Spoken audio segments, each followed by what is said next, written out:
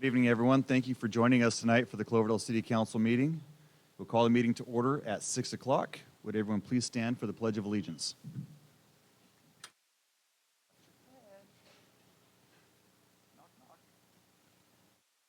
I pledge allegiance to the flag of the United States of America and to the republic for which it stands, one nation, under God, indivisible, with liberty and justice for all.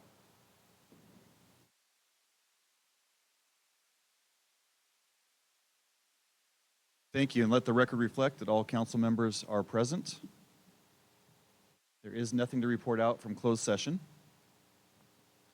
Anyone have a conflict of interest on this agenda?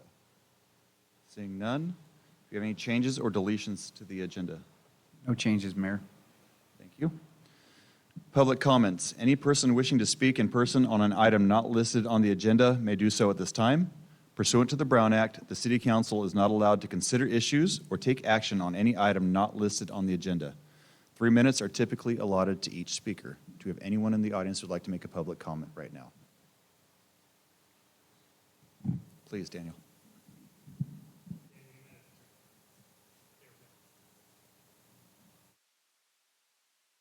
Give me 1 second. I'm watching it blink on your hand there. It'll be just a sec. Just trying to catch up to. I think you're good. Thank you. Thank you, Mr. Mayor. Good evening, City Council. I rise today to speak with regards to the mobile home rent ordinance. As the majority of you know, last year we passed an ordinance, and the tenants really got some assurances that they needed with regards to future rents. Landlords were able to get assurances that they needed with regards to a reasonable return on their investment, and it was really great to see all the City Council come together and coalesce around a compromise that nobody loved, but everybody agreed to, and that was really good. And I'd like to encourage more of that in the future. I noted that at the passage, there was an indication that the city would be notifying the residents and the owners with regards to the mobile ordinance that passed, along with putting up some frequently asked questions and things like that. And in just perusing, I did not see anything on the website with regards to it. I think it'd be nice to have some indication on there that there is an ordinance, a page for that. I also think it's important that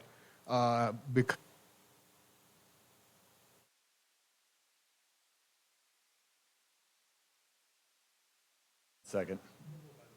Yeah.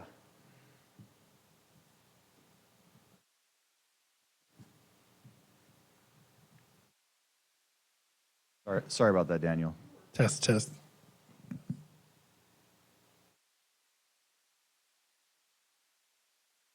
Check.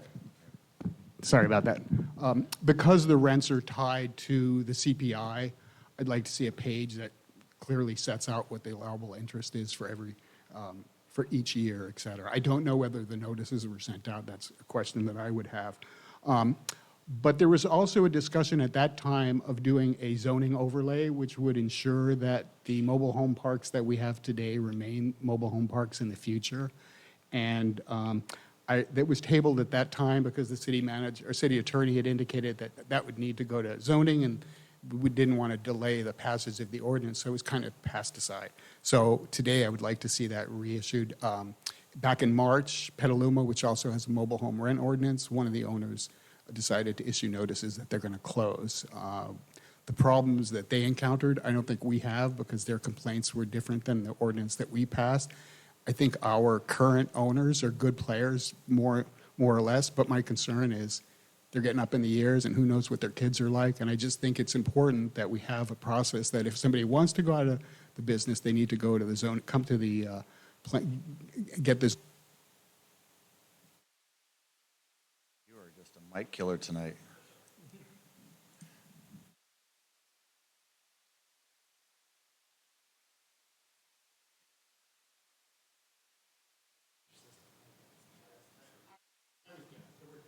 Go ahead. With regards to the desire to have that move forward. Daniel, thank you so much for the reminder on the informational and the FAQs.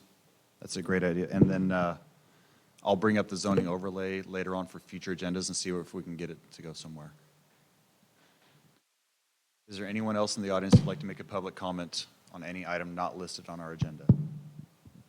Seeing none, we'll move forward. Student liaison report. Iada, as soon as you have a working microphone, it's all yours. Hopefully. Oh, it does work.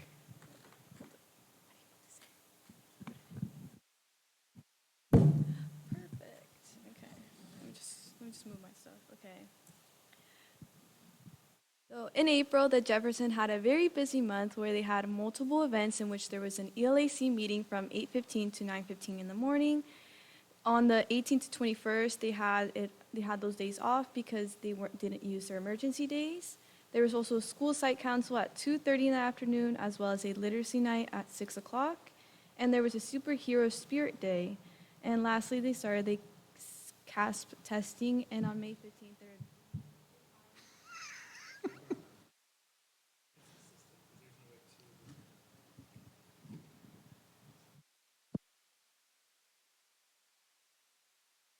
and there will be a final ELAC meeting from 8:15 to 9:15 in the morning.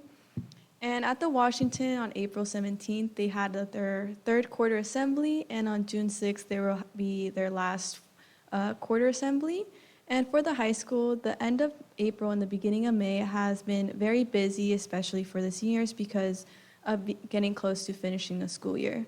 We are also starting to finish up all of our spring sports. Also on May 8th, the seniors presented their portfolio for the freshmen during school, and later at 6 o'clock, they presented them to their teachers and their community.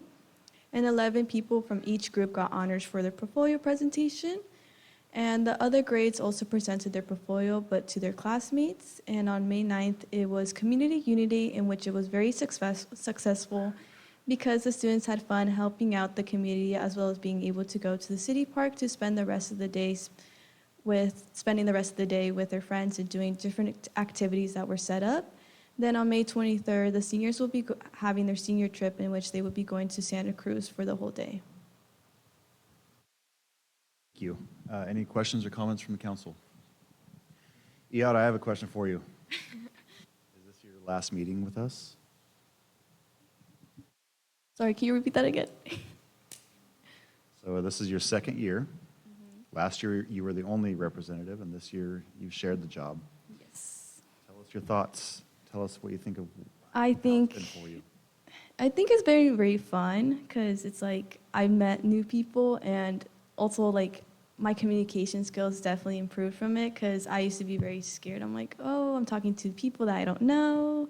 And also because I was like, I'm being recorded. So I felt like I had to keep up like this very reputation of myself where I'm like strict with myself. So I think it was definitely fun though. Great. Is there anything you would change? Maybe being here more time. And tell us what your future looks like when you leave Cloverdale High School. After Cloverdale High School, I'm going to be attending the SRJC to finish up my general ed, and hopefully in 2 years, and then transfer to either just somewhere in California or go to Oregon State for marine biology. What do you want to be? A marine biologist. A marine biologist. Oh, I'm sorry, I didn't hear that last time. It's I okay. was trying to hear it. I'm like, what do you want to be? So, well, thank you. And thank you for all your hard work you've put in. I know it's hard with sports and everything else that you do. So we are very thankful for your time, and it's been a pleasure having you here. So Thank you for having me. Okay, we will move on to proclamations. Municipal Clerks Week. Is there anyone that wants to read this? Perfect, I will. Want it? A proclamation of the City Council of the City of Cloverdale declaring May 4th through May 10th, 2025 as Professional Municipal Clerks Week. Whereas May 4th through May 10th, 2025 will be the 56th Annual Professional Municipal Clerks Week. And whereas the office of the municipal clerk, a time-honored and vital part of our local government, exists throughout the world and serves as an information center on functions of local government and community. And whereas the office of the municipal clerk is the earliest established public service and provides the professional link between citizens, local governing bodies, and other government agencies. Whereas municipal clerks continually endeavor to improve the administration of the affairs of the office of the municipal clerk through participation in educational programs, seminars, workshops, and the annual meetings of their state, province, county, and international professional organizations. And whereas established in 1969 by the International Institute of Municipal Clerks and endorsed by all its members throughout the United States, Canada, and 15 other countries, Municipal Clerks Week is a time of celebration and reflection on the importance of the city clerk's office. And whereas in Cloverdale, the city clerk strives to preserve the public's trust in government by ensuring the city's legislative processes are transparent, accurate, and timely, safeguards the legislative history of the city, serves as the custodian of city records, and administers the citywide records management program, provides meeting administration and serves as the city's filing officer, elections official, and is the local compliance officer for federal, state, and local statutes, including the Political Reform Act, the Brown Act, and the Public Records Act. Whereas our city clerk also serves as Cloverdale's public information officer, acting as a communication liaison between city government and the public by ensuring that citywide messaging across social media, newsletters, websites, and public bulletins is accessible, accurate, and timely, providing guidance to staff on public messaging, branding, and information sharing, crafting communications for events, initiatives, and public safety campaigns, developing outreach strategies to engage the community, and promoting civic participation and transparency through town halls, forums, and community surveys. Now, therefore, be it resolved that the City of Cloverdale declare the week of May 4th through May 10th as Municipal Clerks Week in Cloverdale, and further extend our appreciation to our Municipal City Clerk, Public Information Officer, Mike Maloney, and to all municipal clerks past, present, and future for the vital services that they perform and their exemplary dedication to the City of Cloverdale community. Presented this day, May 14th, 2025, myself, the mayor. Questions, comments from council?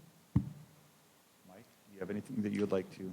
Yeah, I typically, Since you're going to be the one receiving this. yeah, I am receiving this. Thanks, guys.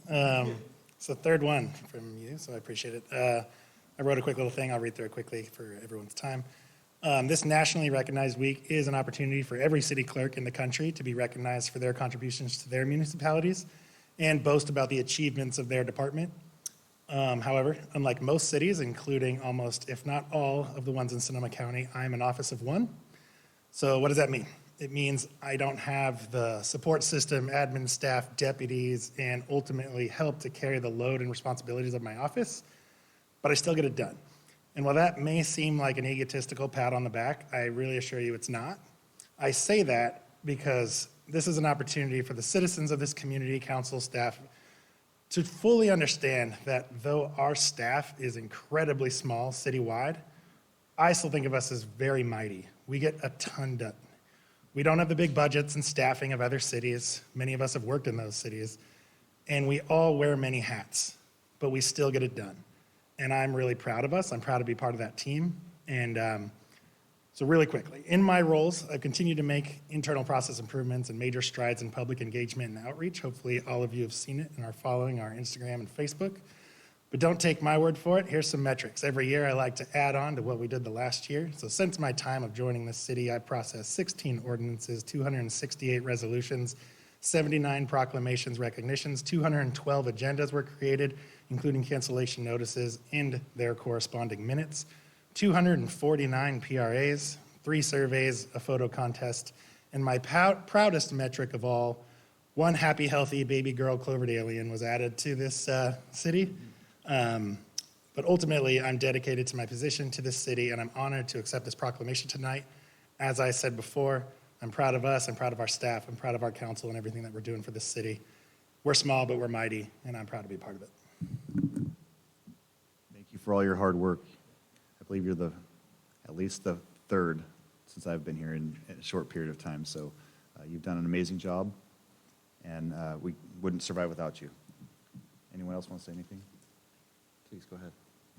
I wanted to thank you for all the help that you gave me when I was sending out an email to all the mayors and councilmen county when I was running for admin space. And I feel like you were a gigantic help, and I'm very grateful. All right, are we taking another photo tonight? Go, please. I just wanted to thank Mike. I know a lot of us come in there. We jump in there every day. You always have an answer for us.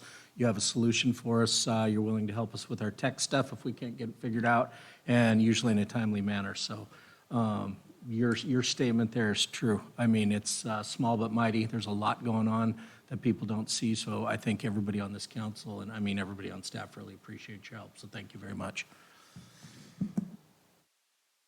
Since we're not, I think we need to do two pictures, one with you and one with Yada, just in case she doesn't get to come back due to sports. So I think that we need to do two different pictures. I agree. With the council really quick so that we have a backup just in case. Not getting out of it.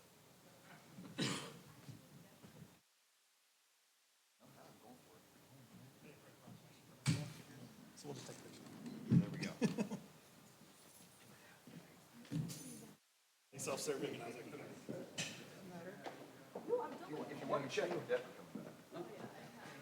I know, part of me thinks that that's what we should present. Absolutely. First, just them coming to my office.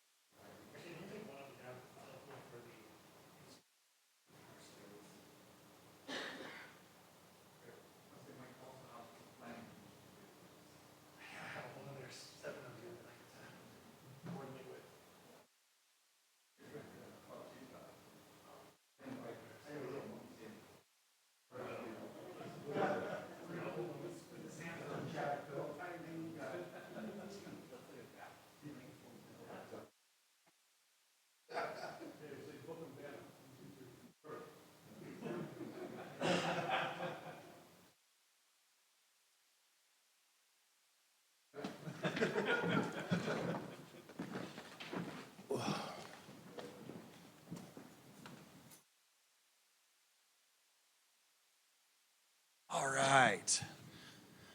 Moving forward into E1 presentations, Downtown Boulevard Walkability and Streetscape Community Survey Results. All right, I'm going to go ahead and go through the survey results pretty quickly, and then any questions will get pushed over to our park superintendent. Hector, I'm putting you on the spot. Just kidding. Just give me 1 second.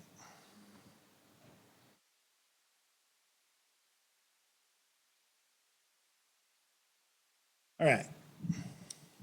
Downtown Boulevard Walkability and Streetscape Survey. It was requested by Vice Mayor Wheeler and members of the Infrastructure Subcommittee, followed by council to have this survey go out to the public. We created it, and it ran from March 26th to May 4th. There were 18 questions, 151 total responses. It was advertised on our social networks, the kiosks, pop-up ads on Cloverdale.net, etc. The survey has since closed, so that little QR code won't work. I'm going to go through these really quickly. The way that this survey was actually pushed out, each one of these would be a slide. I consolidated them, so this survey will be half the length. 150 answered on this one. One skipped. How often do you visit downtown Cloverdale? Quite a few dailies, a few times a week, and it peters out from there. How would you rate the overall quality of amenities downtown? We got a 3.5 stars out of 4. 149 answered, 2 skipped. How would you rate the accessibility of downtown for people with disabilities or mobility challenges? Also about 2 3/4.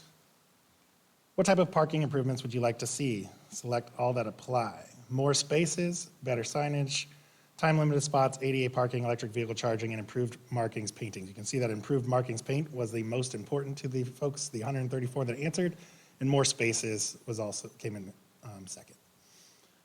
What could improve public seating downtown? Shade. Everyone that lives in Cloverdale or visits Cloverdale in the summer knows that shade is important. More benches comes next, and you can see that there's a few others like artistic seating tables, repair wood, replace the benches that are already there. Others, anything that had please specify, we do have those results that we can give the council at their request. 142 answered, 9 skipped. How safe do you feel downtown, especially at night? We got a 3.25 star out of 149 answered. What safety improvements would you support? Better lighting and improved crosswalks and increased police visibility, almost all tied.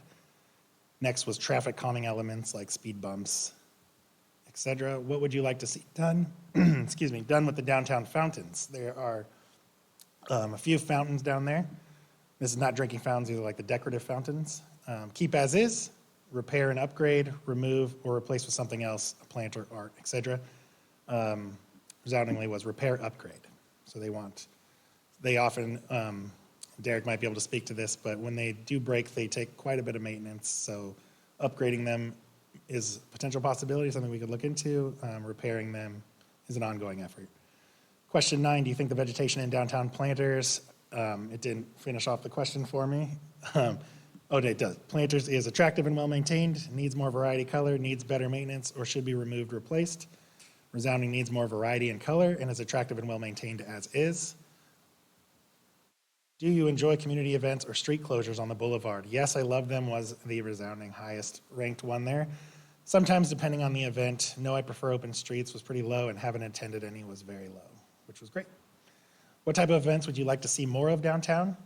Markets were the highest, followed by food and wine events, family-friendly events, music, art, and other, which again, we can get to the specificities on another report. Do you think there are enough garbage recycling bins downtown? More said yes than no, but you can see there's 42.76% of respondees said no. I'm not going to read all these, but these are suggestions or improving waste management downtown. So it kind of coincides with question 12, because there can often be a lot of garbage downtown, especially after events. Our staff does a lot of work to mitigate that and clean up after it, but these are quite a few ideas from 79 responders. And I'm not going to go into each one, but you can read that. It's available to the public. Would you like to see more public art downtown? Murals, sculptures? Yes, was a resounding answer, but there was about 35% of people, or 35.37% of people said no. Should the downtown arbors, wood structures be restained and painted? Over 60% of folks believe in that. Left as is, removed, not sure. What should we do with the drinking fountains downtown? Keep and repair them was pretty high, but replace with modern dog-friendly versions was in the 45.95% of folks that filled this out. 68 people felt that way. Few felt they should remove them. And how would you rate the visibility and clarity of street markings, crosswalk striping, etc. was 2.5. So you can see there's some room for improvement on that. Question 18, how walkable do you find the downtown area? Was a 3.5 star, which was great. So next steps is providing directions to staff or asking questions of our Public Works Director, our Park Superintendent. And that's all I have for you. Thank you, Mike, and thanks for getting through that pretty quickly. Start with questions, concerns, comments. Anyone on this side? Yeah, I really liked the survey. I think a lot of people participated. A couple of things that I saw there was like murals, for example, and there is a lot of space for murals in our town. So moving forward, that's something that I can also help find artists, and would love to get that moving.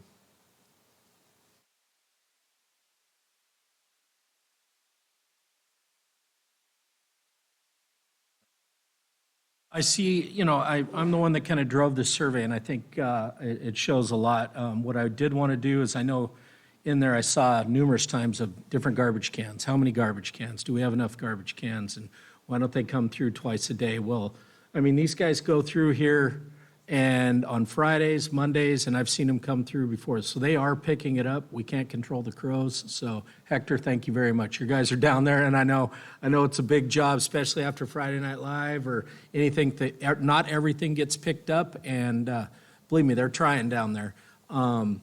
I know it's tough, but when you look at the price of some of the cans to alleviate the crows down there, that takes a big bite out of it. So that's a pretty big decision. So I know we're going to be working on that. And the other thing I wanted to mention was, I know that Hector and his crew gets in there, and those guys are doing their best job down there, and everything's starting to look great down there. We're getting a lot of different plants. This was prior to the survey. That was one of his ideas to come up with, and I think it's going to look good, and we're going to have a really presentable city for our Friday Night Lives, because I know a lot of folks come up from Windsor.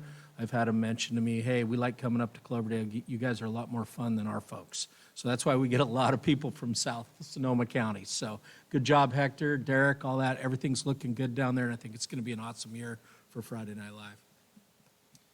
Very positive survey. For Mr. Mayor, maybe we could put the survey results as a standing item on the infrastructure subcommittee so we That's what I was can gonna suggest. pick through and see which ones are doable. And see where you've done well as well at the same time. So this is very positive for, please, if you, we know you like to. Usually you just kind of pull yourself up there on your own, so.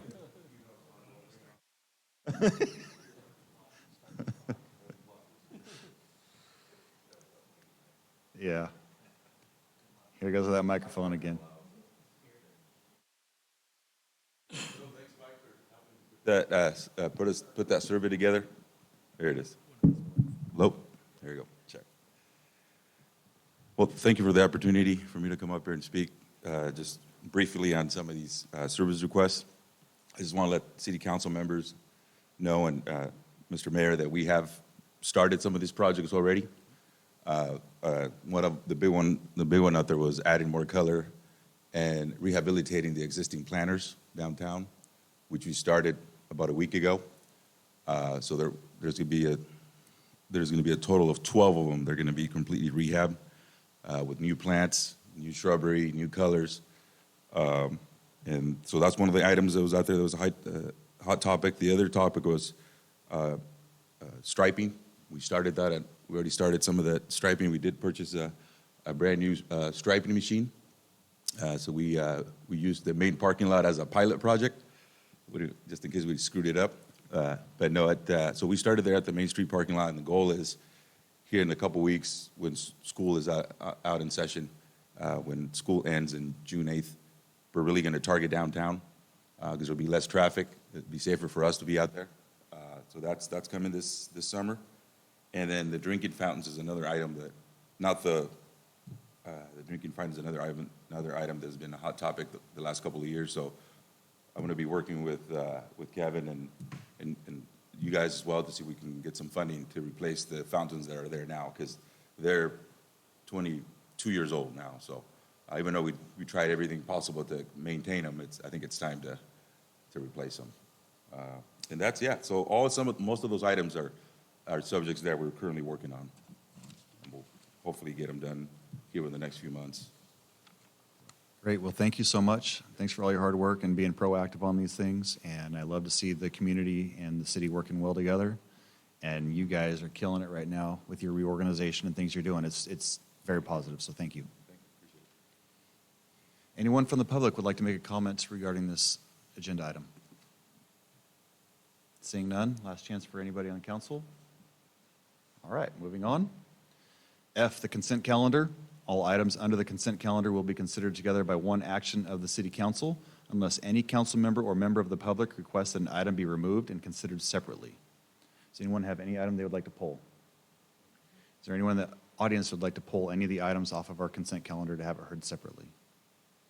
Seeing none, do we have a motion? We have a move to approve by the vice mayor who has his microphone off. Move to approve. Second by Councilmember Morgenstern. Voice vote, all in favor, say aye. Aye. Aye. Opposed? Passes 5-0. Thank you. Into new business, H1, the ordinance designating fire hazard severity zones.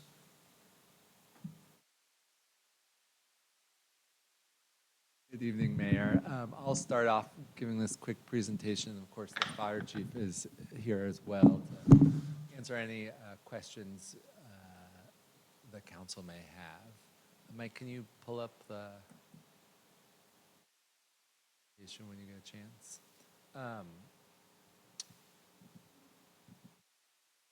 So, CAL FIRE, the state regularly updates its fire hazard severity zone maps within the state. They do it for the areas of state responsibility and also local responsibility areas. There's a whole lot of different factors they say they use to come up with those, including fire history, fuel growth issues, density of housing. And based on that, they categorize some areas as either moderate, high, or very high risk. They will say that these are reflect a hazard, not a risk, and that you can deal with hazard through mitigation and other efforts, and so it may not reflect the actual risk, but these are the hazard maps the state puts out. When Mike gets back, we'll go to the next slide, but essentially, even though these are state maps that they create, we are responsible for adopting them, and we're responsible for adopting them by ordinance within 120 days of receiving these recommendations from the state fire marshal. So that's sometime in early June, more or less, is when that time runs out. We are authorized to expand the maps. We could classify areas as high severity that aren't on the state maps, or upgrade something from moderate to high, or so on. We can't decrease them at all. We can't change what anyone's designation, decrease anyone's designation, or decrease the area that was within a specific zone. These are maps, that the state really imposes down from above, yet still makes the city, local cities adopt them. Next slide, please. So the map is, the latest map is a pretty dramatic change from what has been in the past. I think, rough numbers is basically 10 times more area within the city is within the highest level, very high fire, very high severity zone. It's a pretty significant portion of the city. And then there are additional areas within the moderate and the high zones as well. So next slide, please, Mike. This is a map, so you can see the red, the outline of the city, and then the red is all the very high areas. And then the orange is moderate, and the yellow is, the yellow is moderate, and high and very high is the red. So you can see pretty significant portions of the city, and then as well, surrounding areas are all, except for very close to the river, under those same classifications. And next slide, Mike. So when you're in very high fire severity zone, there are some requirements that you're required to comply with. New buildings generally have to comply with stricter building code and fire hardening requirements. There are disclosure requirements when you sell your home, that it's in a certain zone. There are some requirements for creating 100 feet of defensible space around all structures, but you're not responsible for outside your property line. With more intensive, the closer you get to the home, part of the governor's executive order is requiring CAL FIRE to come up with ember-resistant regulations for what should be within that last 5 feet zone, those last 5 feet closest to the home. Those aren't in place yet. I will just note that, the 100 feet of defensible space, it doesn't mean you have to clear out, all vegetation that's in that area. You're properly trimming trees. You're making sure trees aren't clumped together, in one area, that sort of thing. I'm sure that the chief can speak to that more if you have questions. But I did want to clarify that doesn't mean you have to get rid of, everything to be defensible space. You get a lot of questions about, does this impact insurance rates or not? What CAL FIRE will tell you is the insurance companies already have their own models. They may be stricter, they may be less strict than these maps, but they're not using directly these maps. They come up with their own modeling and factors they take into consideration, at least what CAL FIRE says. Next slide, please. So, because this is a requirement that from the state. Our recommendation is that you waive the first reading and introduce an ordinance designating fire hazard severity zones. Excuse me. We aren't recommending any expansion or anything like that. So I don't know if what?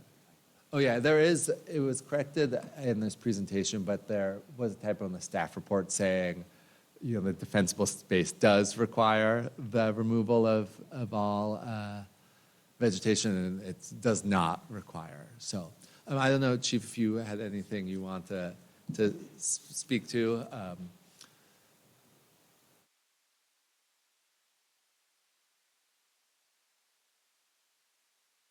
This makes me feel tall, and I'm not. I like it. Good evening, Council. Chief Jason Jenkins. Some of the things with this high fire severity zone mapping that are really going to affect Cloverdale are our preventative programs. And so what we're doing in the community, it starts out at the simple level of our weed abatement program, and that's been in place for many, many years in the city.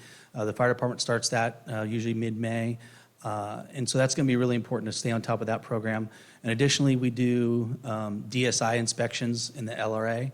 And so not necessarily in the city limits, but structures that are right outside. And so we'll do those inspections as well, starting in May or June. And that'll inspect every parcel pretty much on the valley floor outside of the city limits. And those are the two basic programs. And then the district, in coordination with our community wildfire protection plan, has elements of grant work. And so the investments that you guys have made as a council have been really significant in doing great work in your parks. And we're going to continue that work as part of our CWPP. And the main focus of that is to slow down or prevent or slow a fire coming into our community. Though I adamantly do not agree with the map and how it affected Cloverdale significantly. I really oppose what that map looks like. We increased by approximately 700 acres in our city, so it's pretty devastating. I think it's disproportionate to other communities our size within the state. But you can't find out exactly how that's done or why it's done. We do not have the fire history to indicate that. But the only thing that we can control, because this is essentially a mandate, is what risk reductions we can do. And so one of the things we're starting to is with our bulldozer program is opening up existing logging trails or existing Jeep hunting trails in our community. What I envision long-term is having fire truck, fire crew access to slow down and stop firefighters. Imagine a ring around our community. That's really what we should have. And Sonoma County as a whole is decades and decades behind where we really should be. When you look at some of the counties like Marin or Contra Costa County and how they're organized and structured. But I can also tell you that your fire district here is doing a lot. A big portion of this that other organizations of our size are just not going there. And so it's a big lift for us. But it's something that's critical to protect this community and something that we're passionate about. So I also want to just reiterate the efforts that you guys are making in the community with the parks is huge. It kind of sets that tone of what the expectation is. Though the rules aren't out very specifically of what it's going to look like and some of these finite rules about the 5 feet zone and ladder fuels and all that, that's going to get interesting, and hopefully we don't become the vegetation police, but we'll see how it progresses. So I'm available if you have any questions. Thank you, Chief. Questions on this side? Questions on this side? Well, thank you, Chief, for being here. I don't know if this is a question you can answer, but I have a big concern at that. The insurance companies maybe add this to one of their criteria that they use. And is this something with the mitigation efforts that you speak of that can be updated? Can this map be updated to reflect mitigation efforts that we might do in the near future? You would sure think so, and that's the number one question I ask. We're putting all this money and effort into this area, but the answer I'm telling you that they're telling me is no. And so I said, okay, so let's say we have a hazard parcel, and the one parcel, we take 50 of them around there and we concrete the entire thing. Is it going to change the map? And they say no. So that's really, really disappointing. So I just don't think the state has met the mark of what really makes sense quite yet. And it has created such a stir in the insurance industry. We get phone calls weekly at the fire station. I can tell you insurance companies are using this map. All of them, no, but a large chunk do. They have their own metrics that they use. I think they use community or public-facing documents like community wildfire protection plans to get this information, though they'll never admit to that. It's really, really hard to know exactly how and why they come up with this. They say it's based on science, but we don't really know exactly what that is. So I think as we go forward a few more years, a lot of these things will play out, and you will see a lot of change in this program and within the insurance industry. Yeah, I just have a hard time adopting this, even with as it being a regulation, because people are having such a hard time with their insurance right now, and it's having to cut around your plants or possibly replace your roof when it's not necessary. These things, I think, are going to really give the insurance companies something to work with to sort of. I don't disagree at all. Residents, and I don't like it.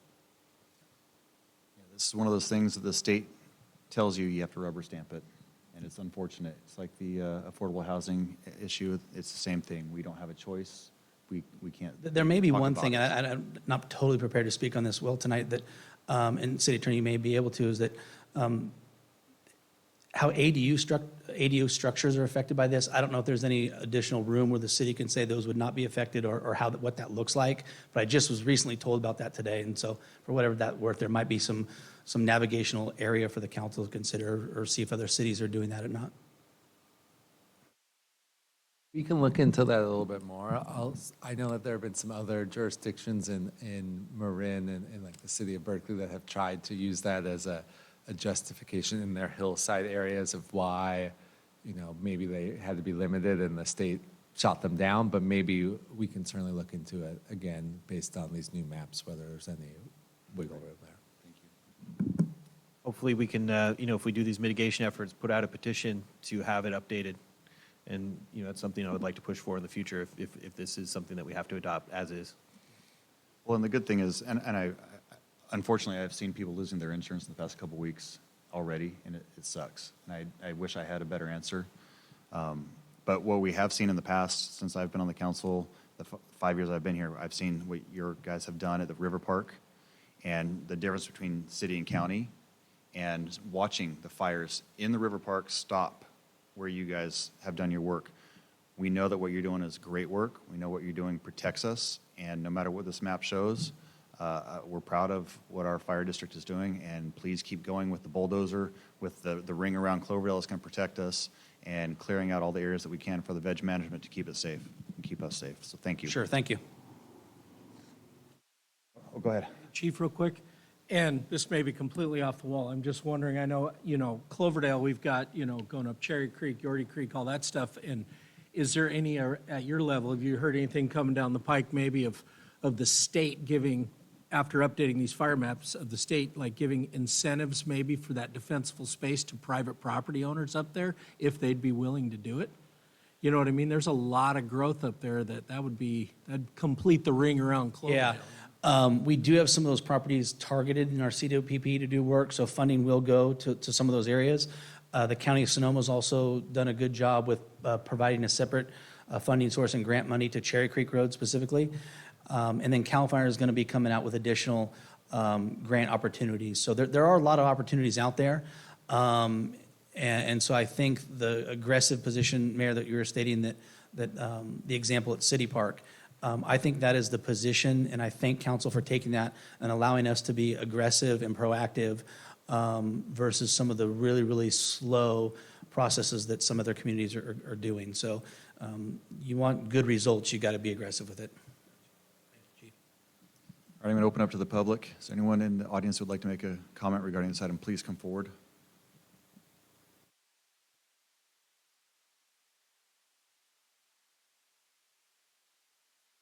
My name is Bill Wege. I live on the northwest side of town at the end of Josephine. And there's an area there where Josephine Drive ends. There's an old logging road that goes up to the ridge. It's been severely damaged in the last few years with slides and trees falling. It's not passable probably from the end of Josephine, it's probably about a quarter mile is about as far as you can get up that road. The other part, which is adjacent to that, comes all the way down to Foster Court, and it's basically forest. It comes right down to the properties of the people that live there. The problem is that the fuel load on that mountain is incredibly thick. It's French broom and little spindly fir trees and brush. It's, I would invite Chief Jenkins to take a look up there because it's really pretty scary. Thank you. Thank you, sir. And I think he noted that. Susie?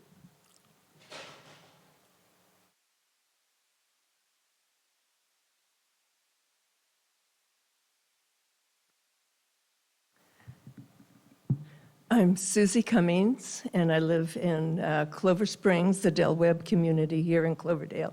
And when you looked at that map, you probably saw a lot of red. About half of Clover Springs is now in the very high fire hazard severity zone. But what that does for us is it gives some opportunity for education and encouragement by just the regulations existing when they're approved to be a partner with Cloverdale Fire, with our FireWise community. And the FireWise community is going to be about half of Clover Springs, primarily the part that is in the very high fire hazard severity zone. And we are working on education as a complement, and we are getting a lot of people taking action. So it is not just creating that ring around Cloverdale that is going to protect us. It's also homeowners taking action to harden their homes, start with the home, and then work out to the defensible space. So we hear about all the danger in the preserve and the overgrowth of fuels, and that we do hear a lot of complaints about that. And I'm sure the chief does too, and the city probably does. But we really, from everything we've heard, it's a partnership between the fire department and the citizens or community members, the residents, and just trying to work together so that we can make our save lives. So that's our number one objective, is to save lives. And then number two, to save homes and save our community and save Cloverdale, basically. So I just wanted to let you know that there is action being taken even before these regulations have been approved. I've been going to the Zoom meetings for the Board of Forestry, the Zone Zero Committee, and so I've heard the discussions about the different regulations, but home hardening is also a very, very important part of that. So we're trying to get our eaves, ember-resistant vent covers on our gables and in the soffit vents and in the foundation vents, and people are replacing their roofs. They know that, but they just need more education about how to prioritize. So if you're going to be spending some money, what will give you the most bang for your buck? So we're working, so I just want you to know you have a partner in our FireWise. And if anybody else wants to start a FireWise group, I'm very able to help them, and there is other support from the fire department and from Fire Safe Sonoma. Thank you. Thank you, Susie. Anyone else in the audience? Seeing none, we'll bring it back. Any other council members with any comments or questions? If not, do we have someone that would like to waive the first reading of the ordinance? Buddy? Bueller? Do you want the mayor to do it? Or hand you a reading? Here. There you go. Waiving the first reading on this? Yeah, I would just start with the top where it says, I'd like to waive the first reading of. Waive the first reading of an ordinance of the City Council of the City of Cloverdale designating fire hazard safety severity zones. We have a second. Is that sufficient? Perfect. And voice vote. All in favor say aye. Aye. Opposed? It passes 5-0 reluctantly. And Chief, thank you for all that you did. Thank you too for your comments. Appreciate it. And Alex, thank you for the presentation. Hopefully something changes for the better for Cloverdale. Move on to H2, professional services agreement with West Yost for the update of the City of Cloverdale Water Master Plan in an amount not to exceed $266,400. Mayor, council members, Public Works Director Derek Montani. So the agenda item you have in front of you, the new business item, this is to update our water master plan. We haven't updated it since 2010. And this is a budgeted item. We did review it in our last budget meeting. So this is very important to us. We need to update it and bring it in and make sure that it encompasses our future needs for our water system build out. Today here we have Patrick Johnston from West Yost. He's going to be the main consulting engineer on this project, so he's here if you have any technical questions for him. But this is just a informative item, and we're looking for directions to approve the scope that was provided and approve the agreement that the scope is in. And you'll see the agreement and the scope both in your packet today. So if you have any questions, Patrick's here. Thank you, Derek. That's questions or comments from council. Seeing that we were already here on a budgeted item for this, it's already been discussed multiple times, so that's why we're probably coming up with no questions or comments.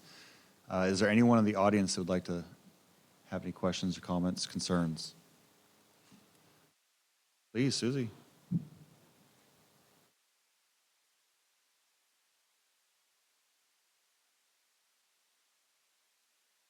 Susie Cummings again. The only question I have, and I'm not sure if this is the right item, but I'm interested in when we can check our water usage.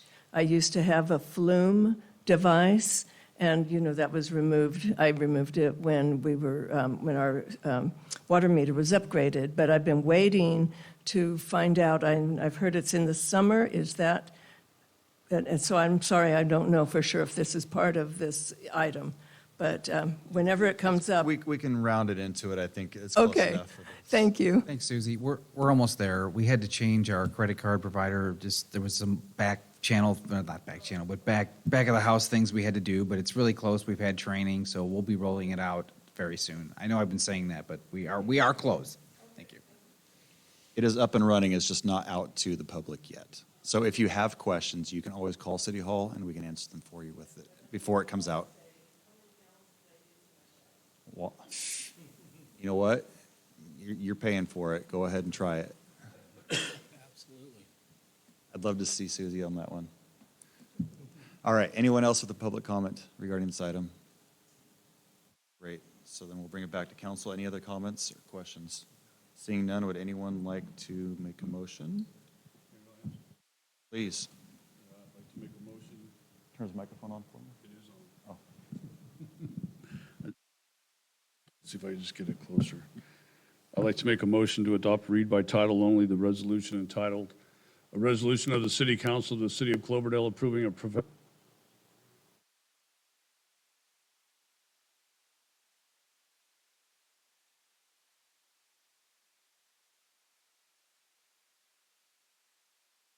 I have a motion by Councilmember Lasky, second by Vice Mayor. All in favor, say aye. Aye. Opposed? Passes 5-0. Thank you, everyone. H3, declaring intent to levy and collect annual assessments. Preliminarily approve the engineer's report for fiscal year 24-25 for the City of Cloverdale Landscaping and Lighting Assessment District and set the time and date for the public hearing for zones 1 through 7. Is this Alex or is this Kevin? Well, Mayor, this is our annual process of the preliminary engineer's report for the landscape and lighting districts. You probably recall we go through this every year. Mayor and vice mayor will have to recuse themselves for, there's two different resolutions. So the resolution 1, vice mayor, you have to, you recuse yourself on resolution 1, and mayor, you have to recuse yourself on resolution 2. That's because you live in those zones. We do have a representative from Coastline Engineering, Jenny Melman, who's going to come up and just run through what they found. I think some of the rates are actually going down this year, and maybe, Jenny, you can walk us through that and see if there's any comments.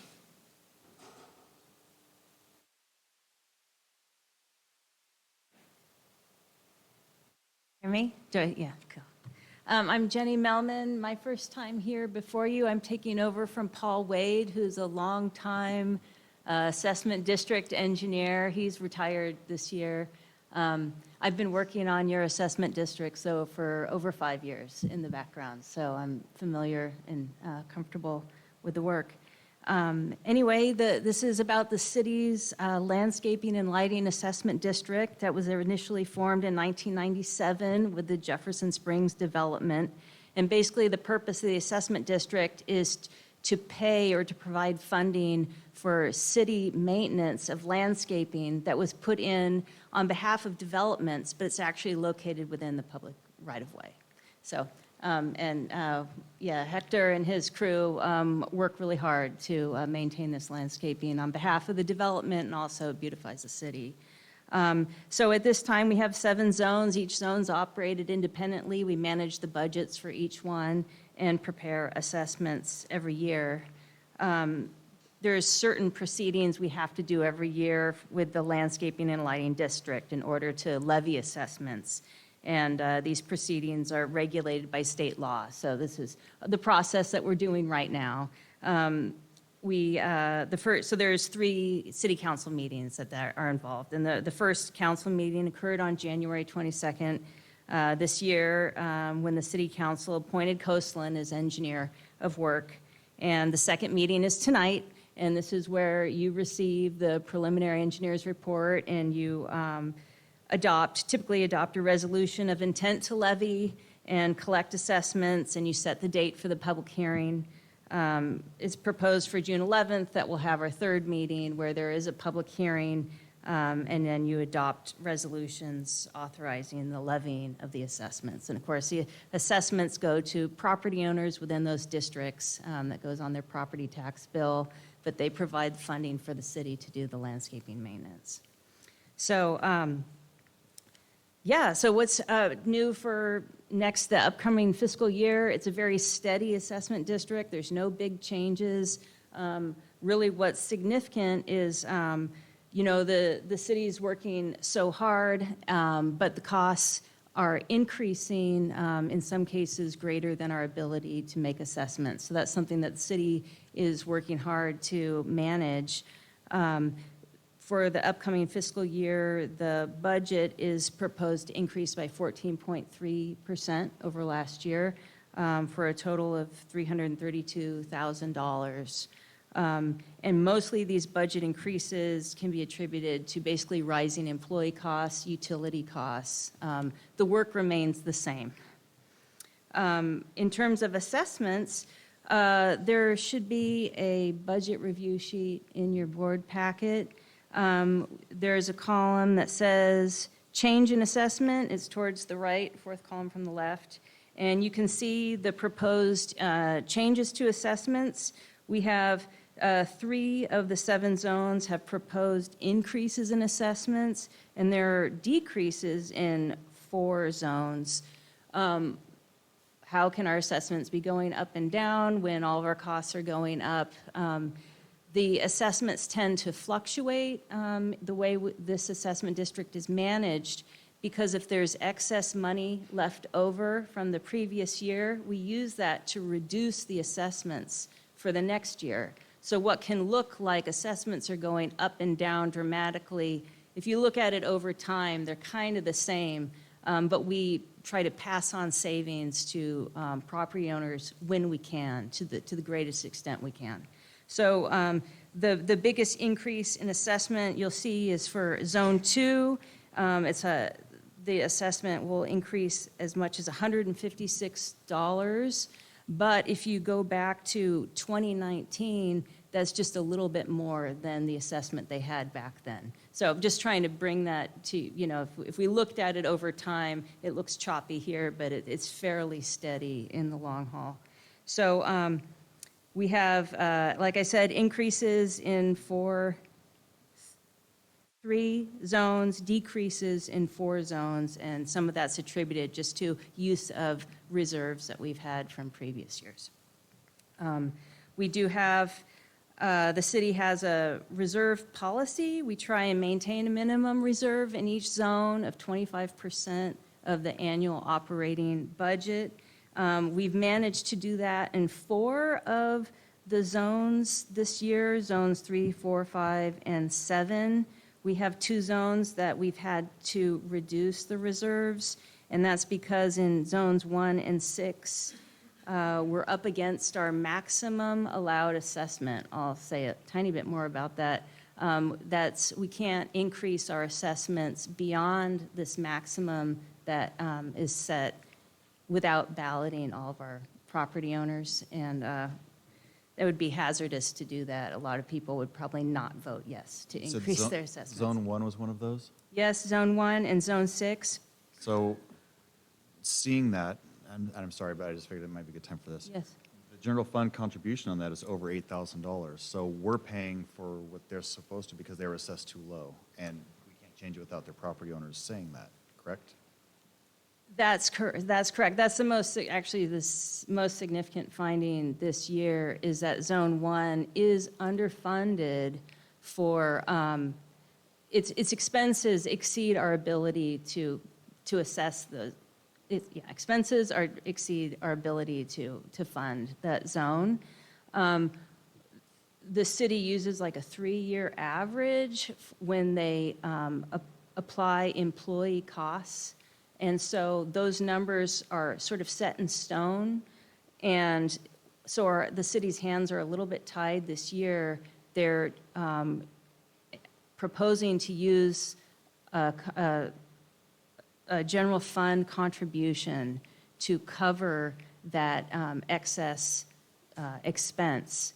But the city is planning on managing for that.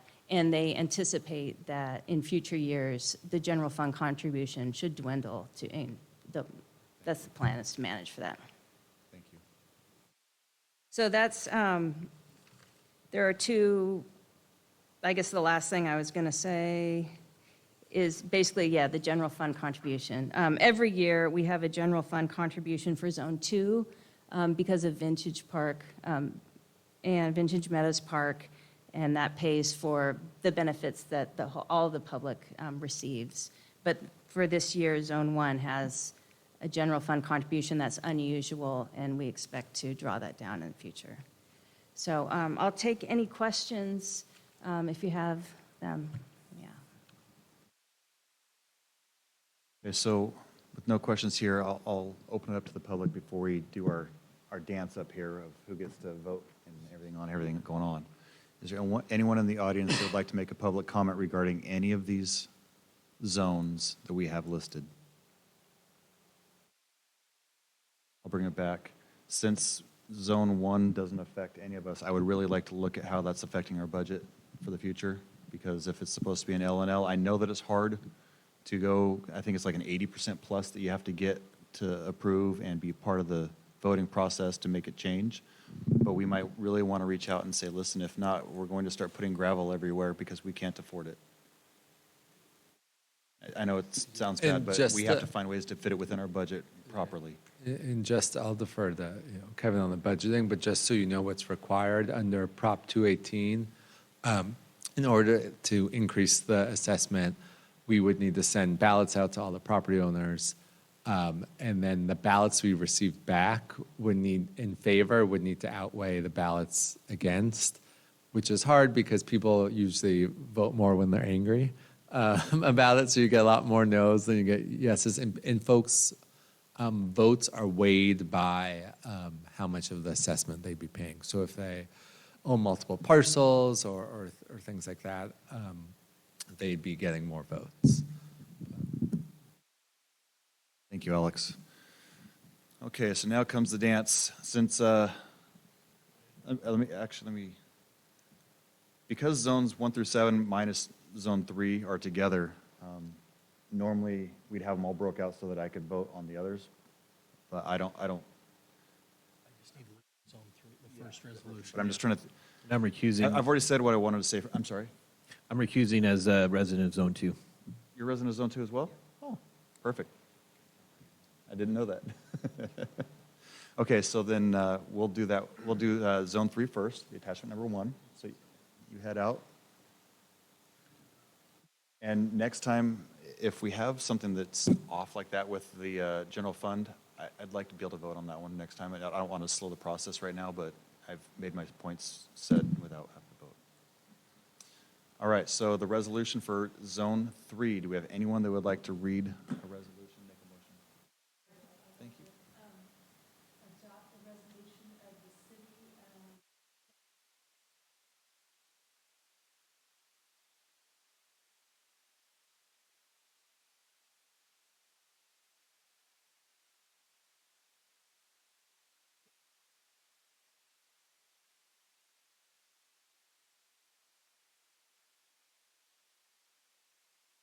One, two, four, five, 6, and 7 pursuant to the Landscaping and Lighting Act of 1972.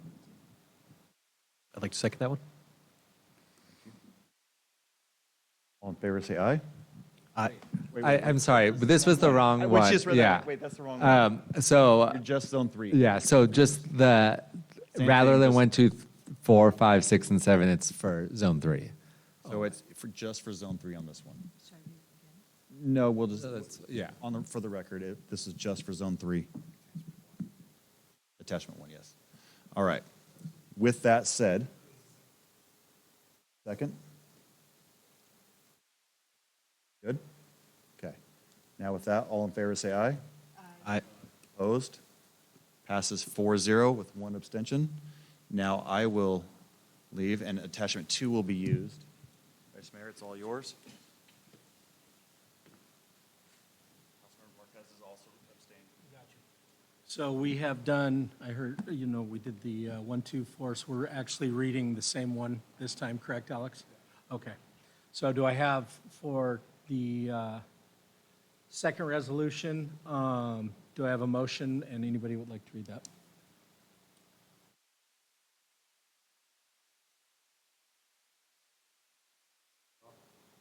Read by title only, the resolution entitled, Resolution of the City Council of the City of Cloverdale declaring its intent to levy and collect annual assessments, preliminary report for fiscal year 2025 to 2026 for the City Council Landscaping and Lighting Assessment District. And setting the time and date of the public hearing for zones 1, 2, 4, 5, 6, and 7 pursuant to the Landscaping and Lighting Act of 1972. Do I have a second? I second that. Okay. Okay. All approve, all vote, just voice vote on this one? All right. Agree? All in Aye. favor? Aye. Okay. Passes 3-0, yeah, approved.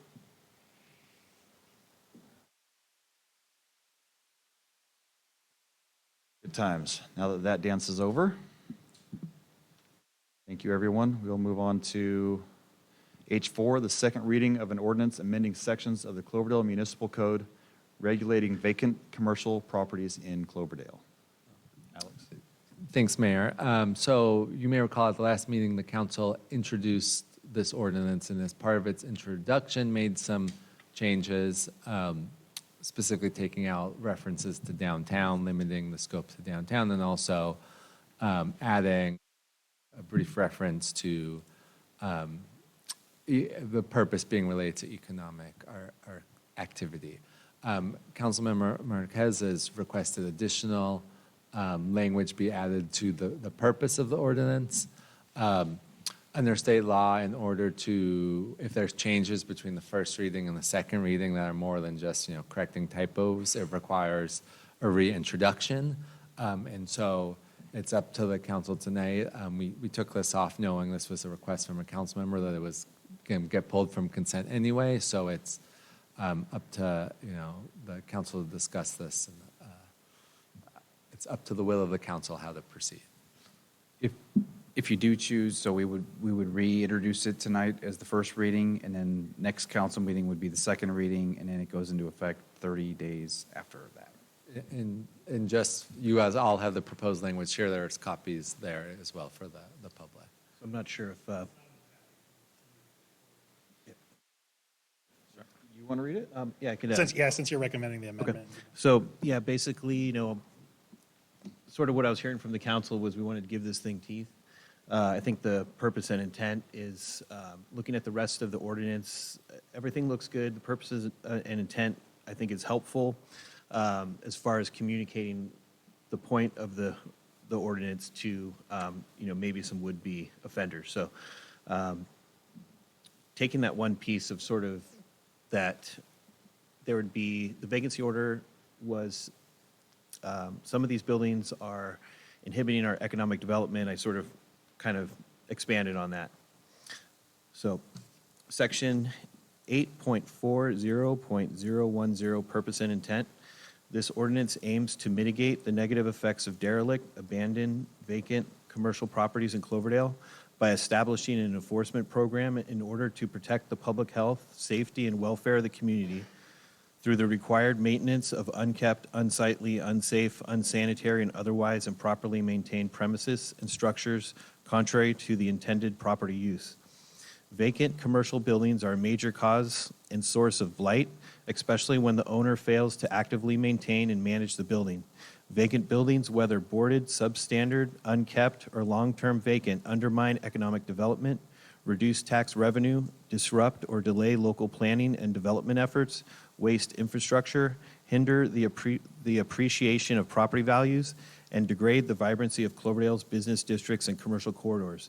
Vacancies are not victimless issues. Vacant commercial property is a lost opportunity for local businesses to grow, create jobs, and improve the local area.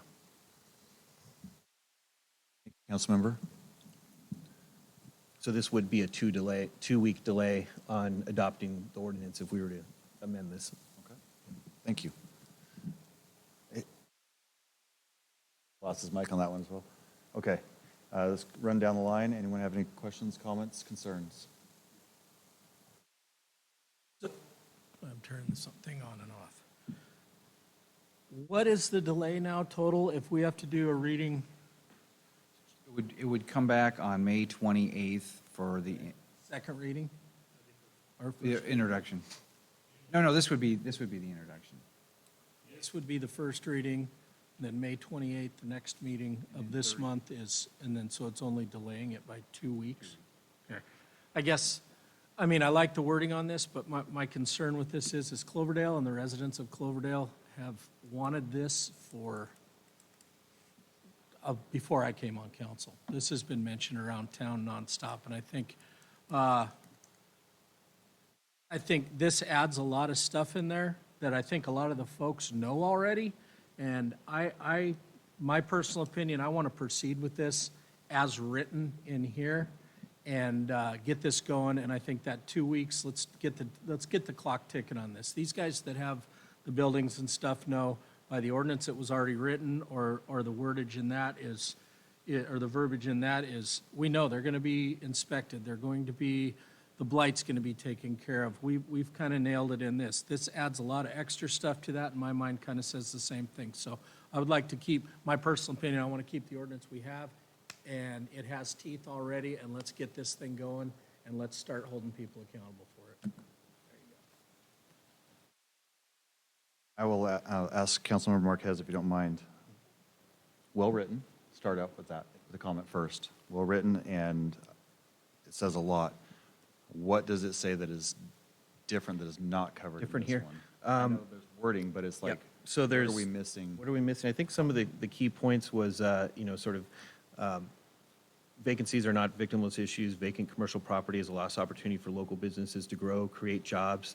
So there's job creation that's in there, as well as some of the other thing it's mentioning that, reduced tax revenue, as well as, there's planning and development efforts that are sort of lost, infrastructure that's surrounding these buildings is sort of wasted. So it's really adding a lot of other things. And there's a purpose that it's not just like, hey, we're going to make this building fire safe and clean up some weeds and everything's okay. I think it's really establishing that these vacancies are really causing economic setbacks for our city. Okay, so with that, I see decreased property values and reduced economic activity already written in the one that's there. Yep. So, there's economic activity, and what I'm adding to that about job loss. So, all the local businesses here, these are people's dreams. People in our town love our local businesses and are very supportive of our local businesses. And so the lost opportunity is somebody's dream that is not fulfilled and jobs that are not created. So that's why I feel it's important to add these things as a purpose of an intent. It's not something that changes the enforcement mechanisms, but it really gives a background on why this is important. And it's not just sort of like, we'll cut the weeds and clean the graffiti and we're okay. So I think it's really sort of giving people a reason why that they need to make some changes. Okay. I'm going to open up to the public. Does anyone want to make any public comments regarding this ordinance, the vacancy ordinance? Seeing none, I personally like the way it's written. I am a short and sweet and general style. And I don't mind leaving it the way it is, and I really want to get this ball rolling. That's how I feel. I'm sorry. I would like to leave it the way it is, and I think, let's not get lost in the details. I think it's pretty clear what we're trying to do with this ordinance, and so I'm fine with leaving it the way it is and getting it done. Like I said, the way it's written, the ordinance takes care of itself, addresses those issues, and once those issues are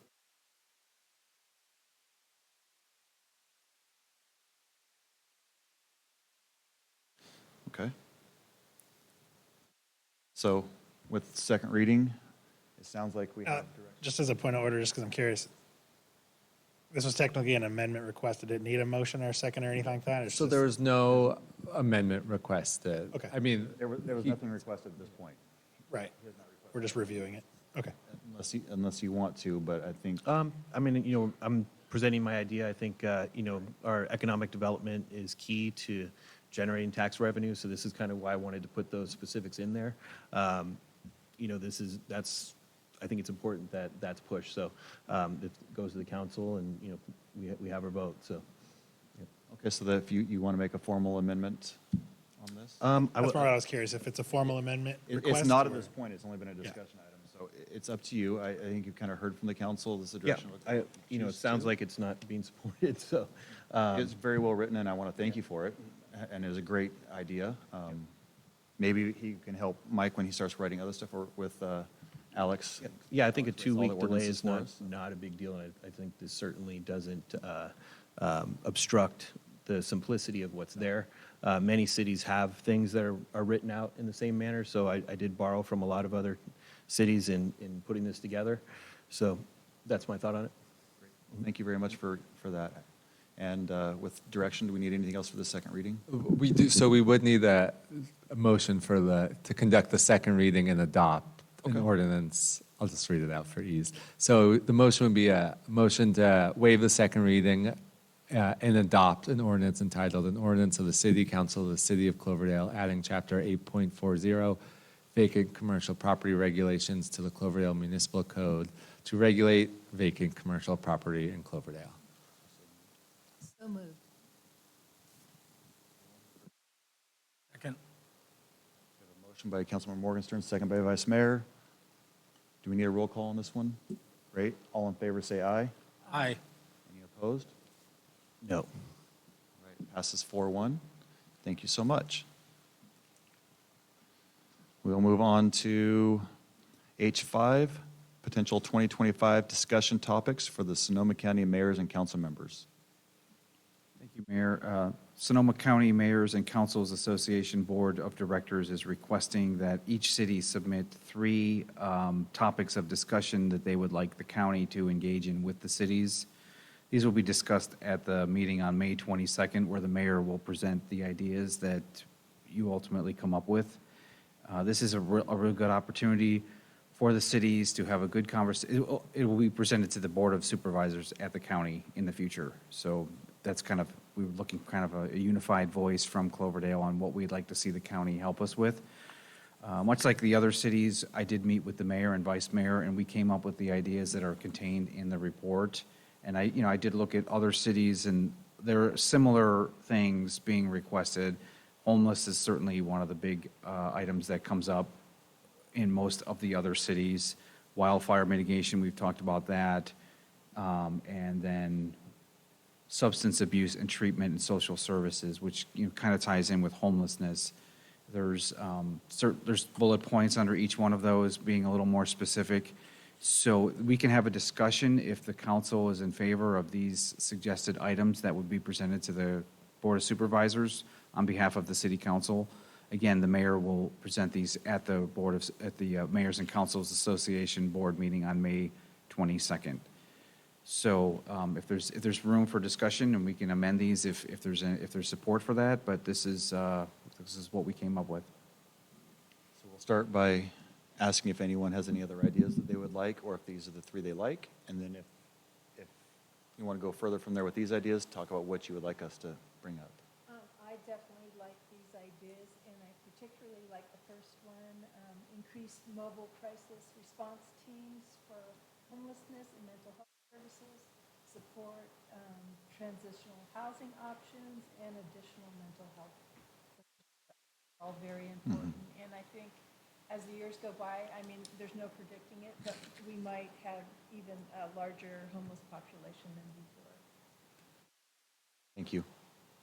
Councilmember, anyone else? Councilmember Marquez, anything? One thing I think I would like to add is under 3, the substance use treatment and social services is a law enforcement side of this. We've had some deaths in Cloverdale and Cloverdalians in other towns recently. And so the enforcement portion and the deterrent with detention needs to really be looked at instead of kicking everybody loose when they have 50,000 pills of opioid and they're just released out the door because we're not keeping them in our jails. We really need to focus on that law enforcement side of it. That's the only one that I would add to for a bullet point. Anyone else have anything yet before I open up to the public? The only thing I have, and we talked about this, and I mean, it's an ongoing thing with Chief Jenkins, and I think all of CAL FIRE, any firefighter you see right now, is the Vegetation Fuels Management Program. I know we're working on that, but, you know, with those new fire maps that came out, I'd like to really see, I mean, a little more of that going on around here, if we have the capability. I know they're stretched thin, and everybody's stretched thin, but that fire thing is just, it's just a scary deal to me, so I'd like to see a lot more vegetation management or working with people, or if we can do a volunteer program, anything to work on little fuel management, fire mitigation type stuff, and I think that'd be great. But Thank you. Yada, are you paying attention to this right now? Awesome. I want to get your opinion on it. I'm going to open it up to the public, let them talk. Then I'm going to ask you what you think about the mental health issues and things in school with your counselors and things that are going on. So just prepare yourself. Is there anyone in the audience that would like to make a public comment regarding the 3 items that we're going to be bringing to the Mayors and Council Members Association to try to bring up to the Board of Supervisors to get more funding and more ideas for? And if anyone has different ideas, now's the time. Seeing none. Iada.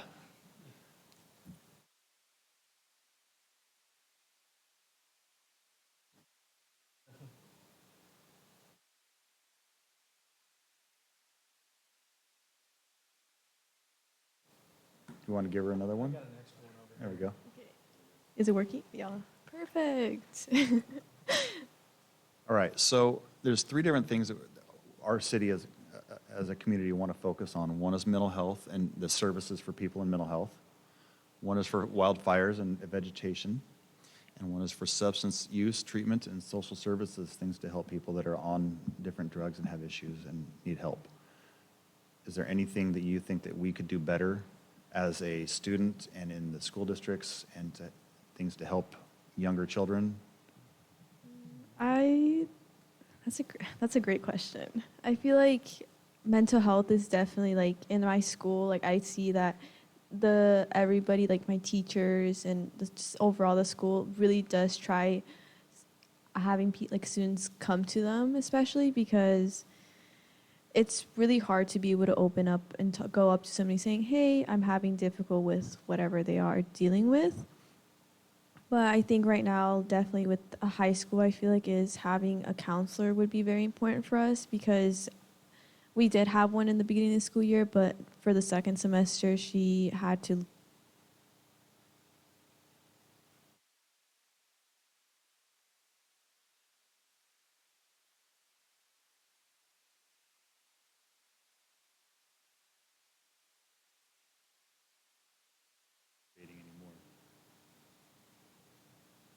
Okay, what's it called? And so, what was I saying? So the counselor had to leave for the second semester?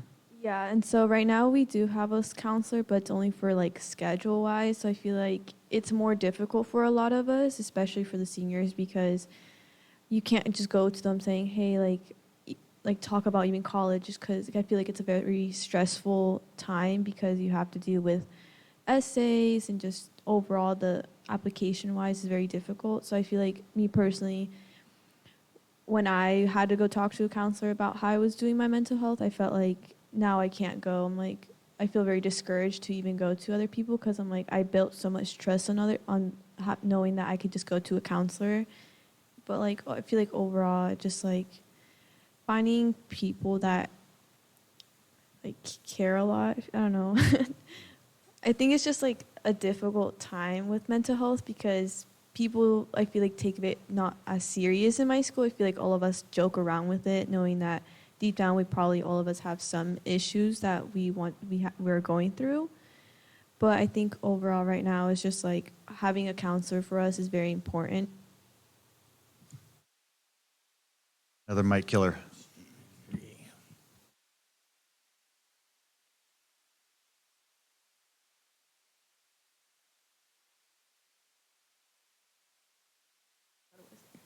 You know what? You were saying you think it's important to have a counselor because, basically because the kids need it and they need help pushing through their classes and everything else that goes on. I would like to add a bullet point, if you don't mind, for student services and counselor support or mental health support for minors, if you don't mind. Is there any other questions or concern? Go ahead, please, I see. I have a question. Like historically, we haven't received any money from the county to help with the homeless situation here, where other cities have. And I was wondering, like, would we be able to, as part of this, say that we need some money up here in Cloverdale? The short answer is yes. The reality is no. We had a meeting with all the mayors in Cloverdale a couple months ago. You were there. And Santa Rosa had 7,000 responses from the mental health crisis department from the county that we pay for, and we had 18. They don't come up here very often. And 18 is more than we've had in the past. So at least they're starting to.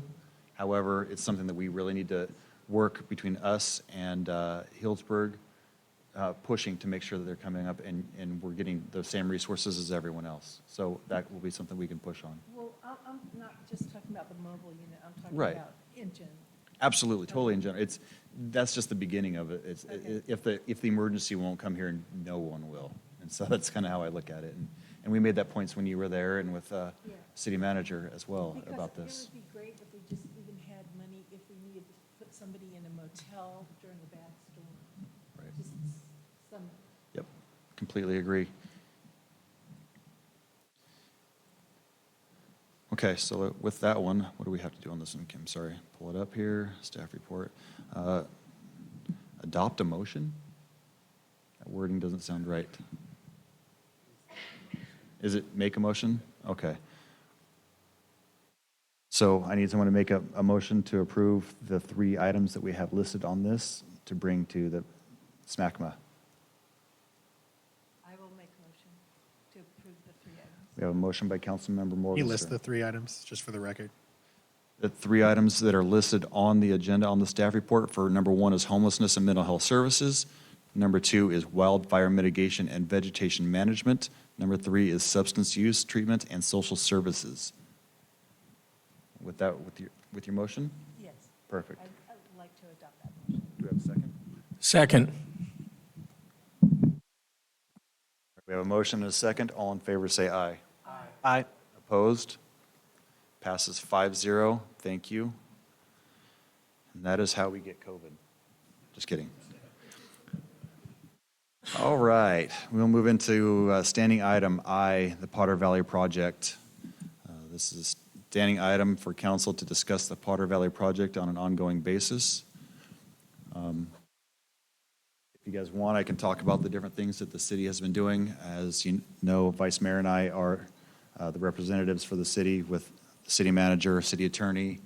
We have an established ad hoc committee with consultants, environmental attorneys involved that are here on I can't call it a pro bono, I don't think, because they're technically contracted, so we're doing it legally.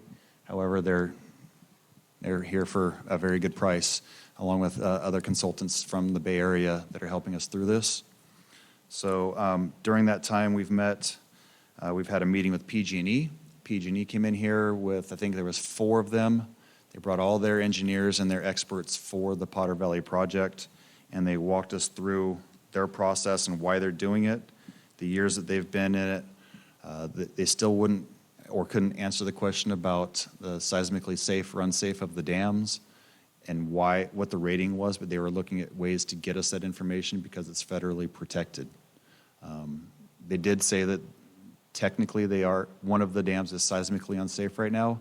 However, that rating has changed through the federal government or through California state government as to the ratings on our dams. And so they lowered the ratings to make it not safe, is how it works on these. And I was looking at what they do give to the public, and basically the dams are safe, but it's close to a fault line.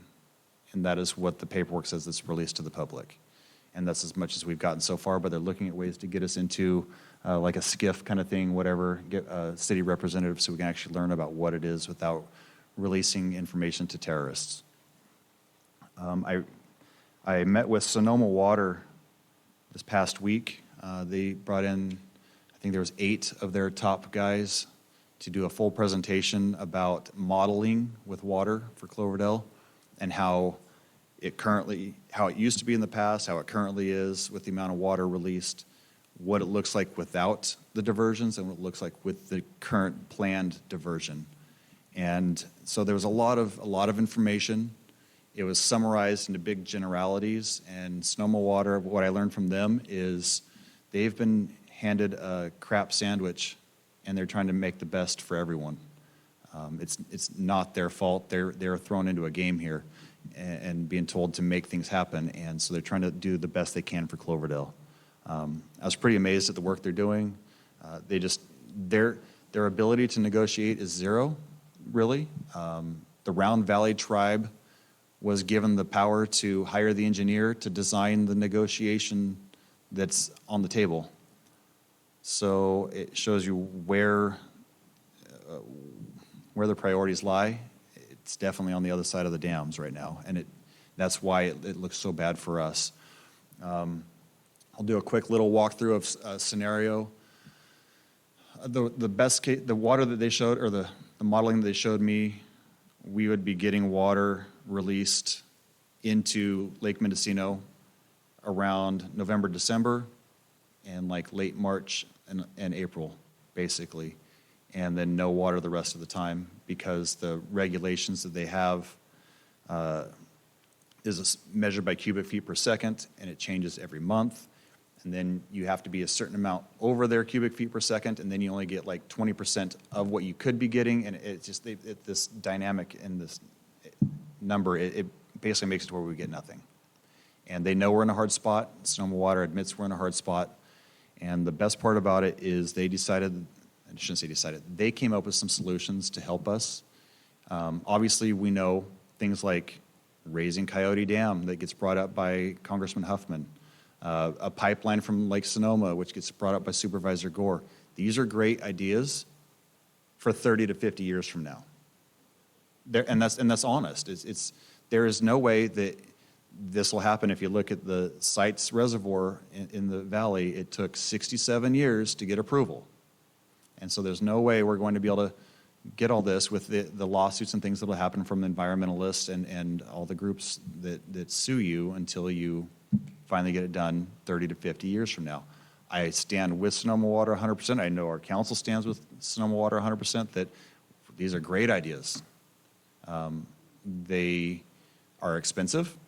You're talking pumping stations, you're talking miles and miles of pipe, you're talking easements across people's property or buying people's property, you're talking getting it to our water treatment plant, which is on the wrong side of the freeway. You know, we're talking probably high tens, if not hundreds of millions to get the water here. Raising the dam, like they said, it's a big feat because now you have to go re-engineer what exists. And so now you're 67 years down the road before they get to start that extra 3 feet of dam, because it's only going to raise it 3 feet. So one of the solutions that they came up with was, or that we all came up with, was a water purchasing agreement from Sonoma Water. I don't know how it looks yet. They don't know how it looks yet. But if we have the water that's stored in Lake Mendocino is owned by Sonoma Water after a certain amount of time. And we don't have a contract with Sonoma Water from Cloverdale. So they said maybe we can find a way to enter into a contract where we can technically purchase water from them and get more releases out of Lake Sonoma to create more water to come through the river to allow us to pull more water legally. So we're working on a million different ways to make things happen. But just know it's not over. Like people keep telling you that the decisions are made and we have to move forward. It's not true. I don't know how much teeth it has yet. However, the Department of Interior sent out a letter with formal court papers to become part of the process now. So the federal government is stepping in. I don't know if it means that they're just doing it for formality or if they're actually going to be working to make better solutions for this region, but we'll find out. So fingers crossed. On the 28th, I am taking part in a town hall in Lake County. Lake County Chamber of Commerce is holding a town hall kind of like we did here. And they have invited different entities from Potter Valley, Lake County, Mendocino County, and Sonoma County to take part and talk about how it affects their region and what we can do. Kind of like the same way we did, except with all of us that they contacted, we gave different names, positives, negatives, ways to do it better or do it differently so that you get different information, updated information, newer information, and as it progresses along. So they have a few different people that are involved, and it'll be a good time to come listen and see what's going on, see how it's changed since I was there and since we had ours in Cloverdale. That's all I have right now on the Potter Valley project, other than we're all trying. So I'm going to go, Vice Mayor, I know you're in on these meetings. Is there anything that I missed? No, you nailed it, Mayor. That's the update right there. And we've been sitting in this ad hoc with quite a few folks, and that is a pretty solid breakdown of everything where we're at right now.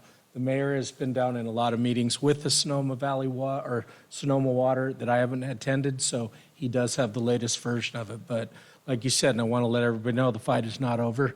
We're making little strides, and fingers crossed the whole way.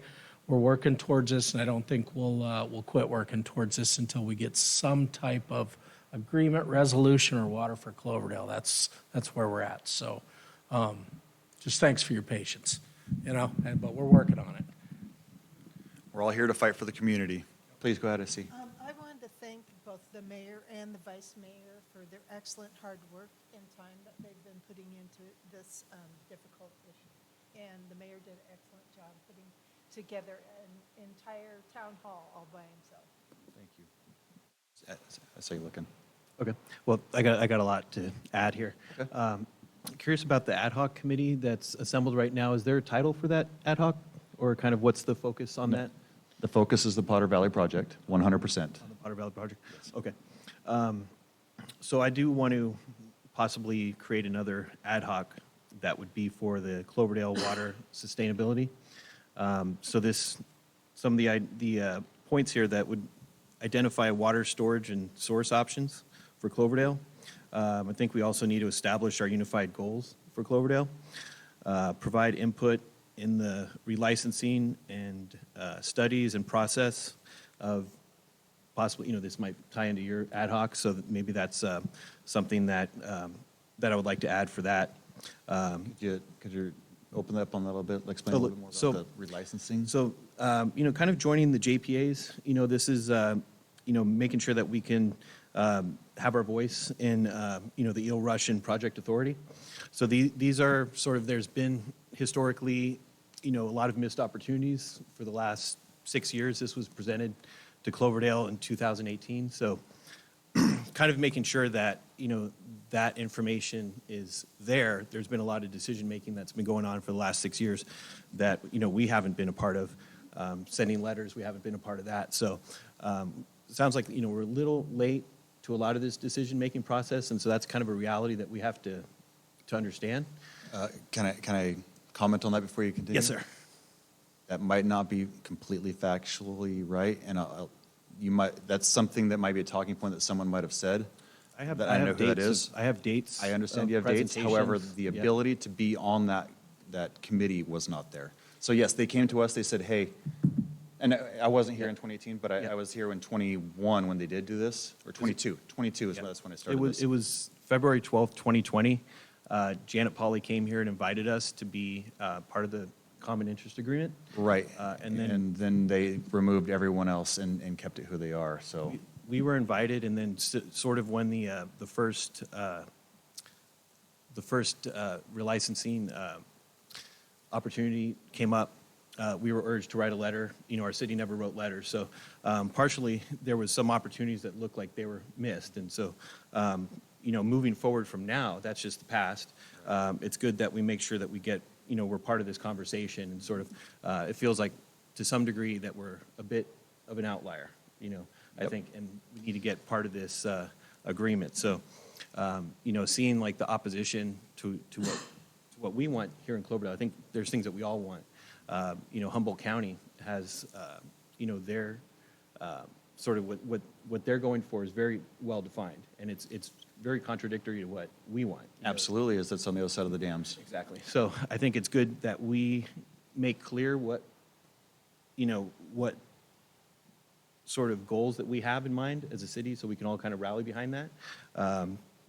In the same way that they've made clear what their goals are. So, sort of what we've also maybe have not done in those 6 years or even 10 years is really focus on, regardless of anything that happens with the Potter Valley project, best case scenario, that, whatever people feel that is, if the dam stays as it is, we're still subject to what we've been facing for the last 10 years. And so that's sort of something that we need to prepare for.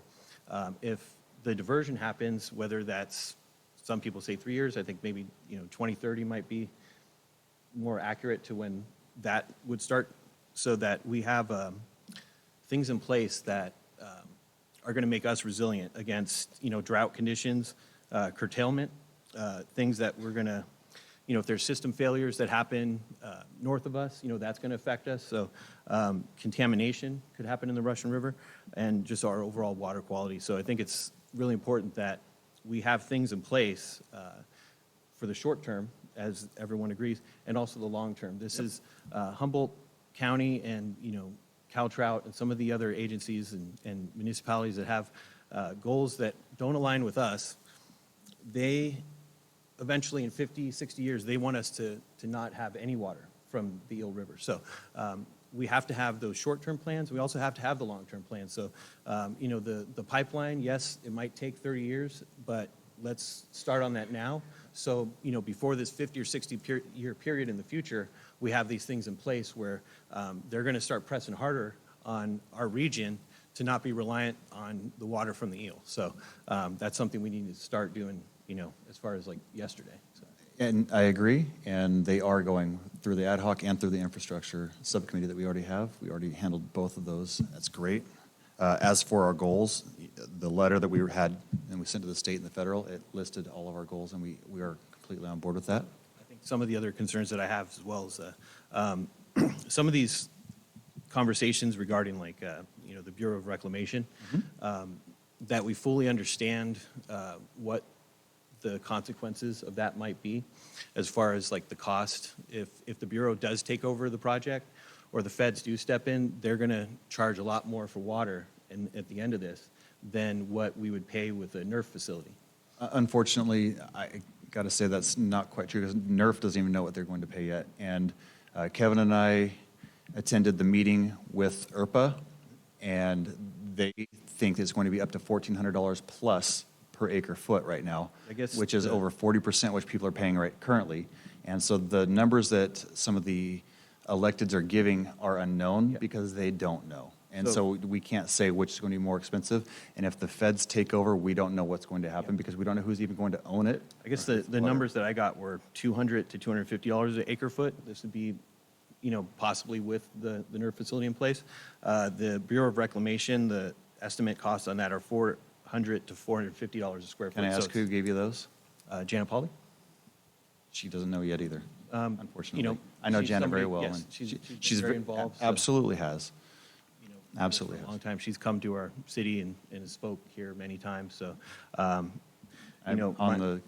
my concern is that whatever we're fighting for, that we know the end result of it, that it's not just a magic solution for the government to come in and take over this project. We need to know, The end goal right now, water rights. if this project goes in, pay for it. you guys will have over, they're saying about 75% of the water you get right now at best case scenario. So some of these things. You'll have curtailments 3 to 5 years out of every 10. Yep. So, if we're in a situation where that is the case, we need to have our solutions in place sooner than later. So it's not just about let's go save the dam right now. This is going to be something that's one thing. The other thing is we need to get our solutions in place sooner than later. Okay, so give me one solution that we could do for now that we're not working on, because we have 2 wells going in, 2 storage tanks going in, and a tank is approximately 1.2 to 1.5 million each. Yep. So to do it out of a general fund is not possible. They're getting up into the 2 to 2.5 range at this point. I have Assemblymember Rogers looking into all the funds that he can give us to help with this. However, if we're going to do it right, we need over 200 tanks. So, there's different options, and that's your opinion. There's thoughts of like, we can get a 5 million gallon raw storage tank down at our facility, so that would be easier to set up. It's not something that's going to be on the hill. It's something that's going to be right where we have the space to do it. Purple pipe is something that we can implement in our city. I would say yes. Again, investigate a water purchase agreement with Sonoma Water. That's great, and that's assuming that there's going to still be water up there. Things that we could do that are foolproof to that is looking at other wells, deeper wells that wouldn't be subject to curtailment. And I think that's one thing that's going to, even if the dams stay, these are problems that we faced over the last 10 years. So that's something that we need to combat. We recently did a study on two of the wells that we're putting in, and it's not possible to go deeper than what they are. For those 2. Correct. Yeah. So we're. So the ones that I'm talking Hold on, let me about- finish talking, Okay. please. Sonoma Water is looking into getting us the map of all the geology of our area to show us where we could possibly put in a well that would work for that, because that was one of the 2 solutions that we came up with, is doing wells that go deeper so we get below what government regulates. Exactly. So these are conversations, again, we're not having these conversations as far as the Brown Act goes. Right. So, I'm not privy to No, and I this. appreciate this. But what I'm doing it's is a good thing. I'm doing my own work, by myself. So this is our time that we can talk about these things. So appreciate everyone's patience on this. No, I appreciate this because we have to do it here. This Yeah. is the only place to do this because of the Brown Act. So, the other things, above ground ponds, that's something that can be set up pretty quickly and easy. Conservation efforts, that's one way that, our city's been cutting down on our water usage. That's another thing we could send out with water bills is, conservation. So it's just ways that, we're working with what we get, and there needs to be a plan for us, and I think that needs to be a focus. And I just haven't seen that in many years past. So, and it seems like the focus is on sort of Lake Pillsbury, and that there are certain things that, the Lake Pillsbury Alliance and their goals up in Lake County, there's a circle here, there's our circle of needs. There's a place where they intersect, but, those are good things that we should all support our neighbors, but I just want us to focus on us, make sure that's a focus. And I think some of this sustainability that we need to build here needs to be our focus. Just let me know where the funding comes from, because I'm all on board. So I think, that's what I would That's like the to hard do part. is introduce an ad hoc committee to work on this and, identify the costs of many of these solutions. We can do that based upon records that are already out, so it's not like we have to spend a bunch of money for a survey or anything, but, get some of that information clear and then sort of establish what our goals are. And so, if these are our goals, it's good to have them be clear. So if an opportunity does pop up for, funding for one of these things, we don't miss that window. Because certain, like right now, there's uncertainty. There might be a possibility for some of this to get funded that might not be available once these facilities or plans start going through. So I think sooner than later, getting these things down, kind of understanding what the costs are first, and then we can have them on the table so we don't miss our opportunity. I think we're good with 2 ad hoc committees already, or ad hoc and a subcommittee regarding this. However, do you guys think that you need another committee to discuss the same things that we're Mayor discussing? Lance, I would just say that I don't think we need an ad hoc committee. The infrastructure committee with Brian and myself, we've been working on solutions as you two continue with the Potter Valley conversations. In the infrastructure committee meetings, we are actively searching for other ideas and solutions if and when the Potter Valley project does go through. So we can't stop. We can't go back in the past, and we weren't there. I wasn't there, but we're looking at solutions in the infrastructure committee to set up the city so we're not reliant on other people's selling us water. And like you said, we talked about Assembly Member Rogers asking us if we had a program, he would give us money to help with that program. So Vice Mayor Wheeler and myself are looking into those solutions so that we can get money to secure Cloverdale's water in the next 10, 20, 30, 40, 50 years. And we don't need, we just don't have the money to go to Lake Sonoma, any of these other, we don't have the money for those type of solutions. We have money that we can secure locally that would help us. And like I said, on the last council meeting, I was working with Vulcan Mining Company to secure 6 acres that the city can lease for $1 a year in perpetuity. We can drill deeper wells, and that would secure Cloverdale's water needs.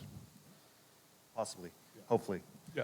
So that's where Sonoma Water is getting us the map to look into that. And paperwork was submitted to the Assemblyman Friday, I believe I did it. So our Public Works Department got us all the necessary paperwork between them and our city manager, and it was all submitted to him. He said thank you, and he was going to push forward with everything that he can to get every dollar possible. So, question that I also have, with the options that are on the table right now, this is for Councilmember Lasky, is raw storage one of those options that you guys are looking at? Okay. And so that's good. So, I've communicated what ideas I have here. So our path forward to be part of the Eel Russian Project Authority, is that something that we're looking at? That's not really an option, and that's part of the problem is they removed the naysayers, and like that's why you don't see Lake County. That's why you don't see other tribes. That is why you don't see Hillsburg on there. It's anyone that's south of the water. Because we were invited previous. So was Lake County, and then they were removed. What I understand was They Lake were all County invited. wasn't. They had opposition from Caltrout, and so Right. certainly they have been. They were invited at first, and then they were removed. So, yeah, it's a sad situation that's the naysayers to the ad hoc committee that was So as far as done. naysaying, how do you define that? It's the ones that wouldn't support what Congressman Huffman and Caltrout and the environmentalists wanted. Their statement is all streams run free, which means that all dams have to come out, and that is what they say in their town halls and in their meetings. I guess when you say streams run free, that would mean no diversion. It means zero diversion, correct? So what I understand with ERPA is that they are putting in a diversion. Yeah, but if you look into what this diversion is, it's not really a good option. It doesn't supply water like it should, like they make it sound. So I think one of those things is, the way I see this is like, and again, this isn't for or against the dam, but the fact is that, the Eel River Basin has a lot of interests that, again, are not aligned with ours. So, them being in control of the water, like we're getting their water, it's going to be seems like a matter of time that things are only going to get tougher for us here. So, with the situation with the diversion, what would you like to see more of? Is that sort of more flows, or would this also, if there was a high-level dam on the north side of Potter Valley that held some water to flow, would that? Are you asking like my point of view as an opinion? Yeah, kind of, because this is sort of our city's direction. So here's what we've been saying all along is we have a certain amount of water that comes down, right? So up until 2007, I believe it was, we got 150,000 acre-feet were released into the Russian River from Lake Mendocino every year.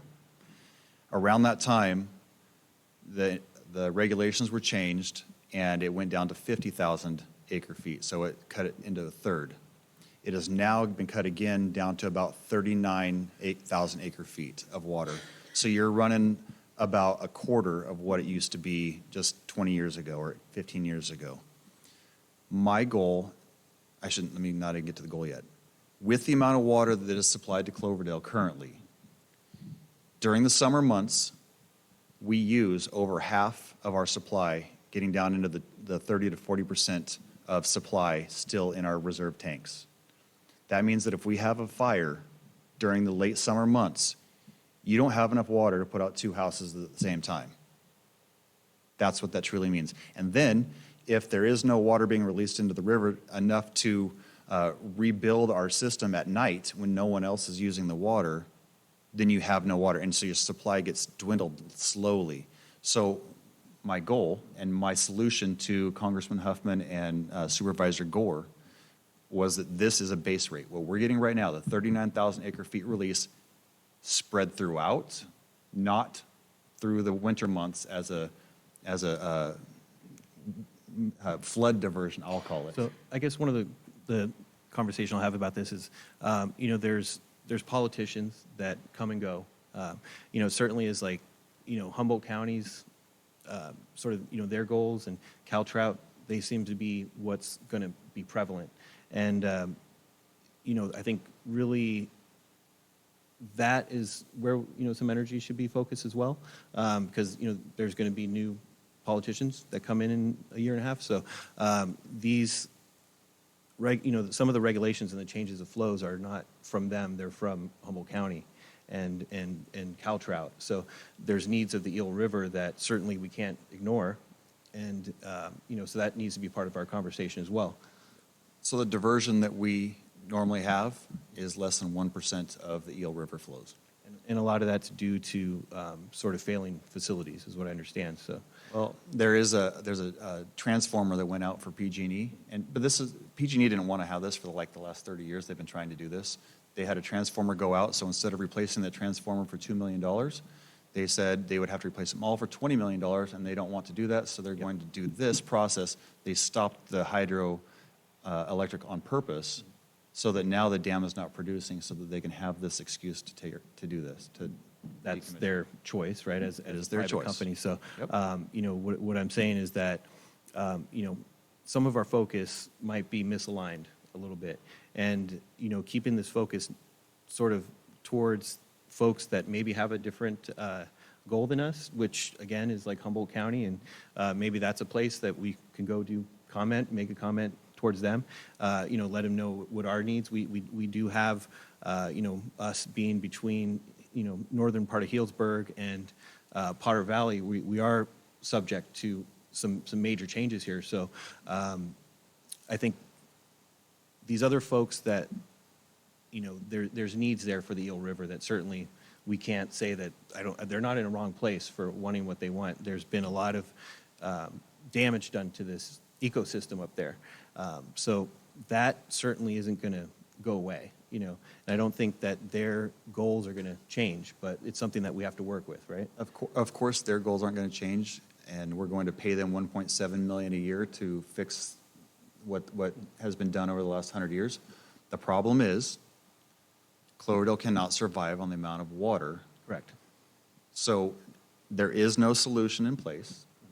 The diversion doesn't supply us enough water to survive.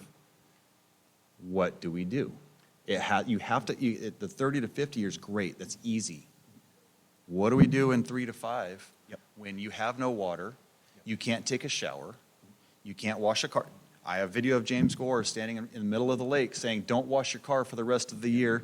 Please don't do anything. I guess to shower say that, 3 times a don't- week. And, I'm not defending anyone here, and let's make it clear. That was during a drought period. Right, and that's- Humboldt County also put it, coming. excuse me, Healdsburg also put a series of videos out that were saying, don't water your lawn and conserve. There was a curtailment and a drought that affected us. So let's not fearmonger over something taken out a little out of So context. less than average rainfall creates that curtailment now. When you take away 25% of your water flow in your river, you will have that 3 to 5 years out of every 10.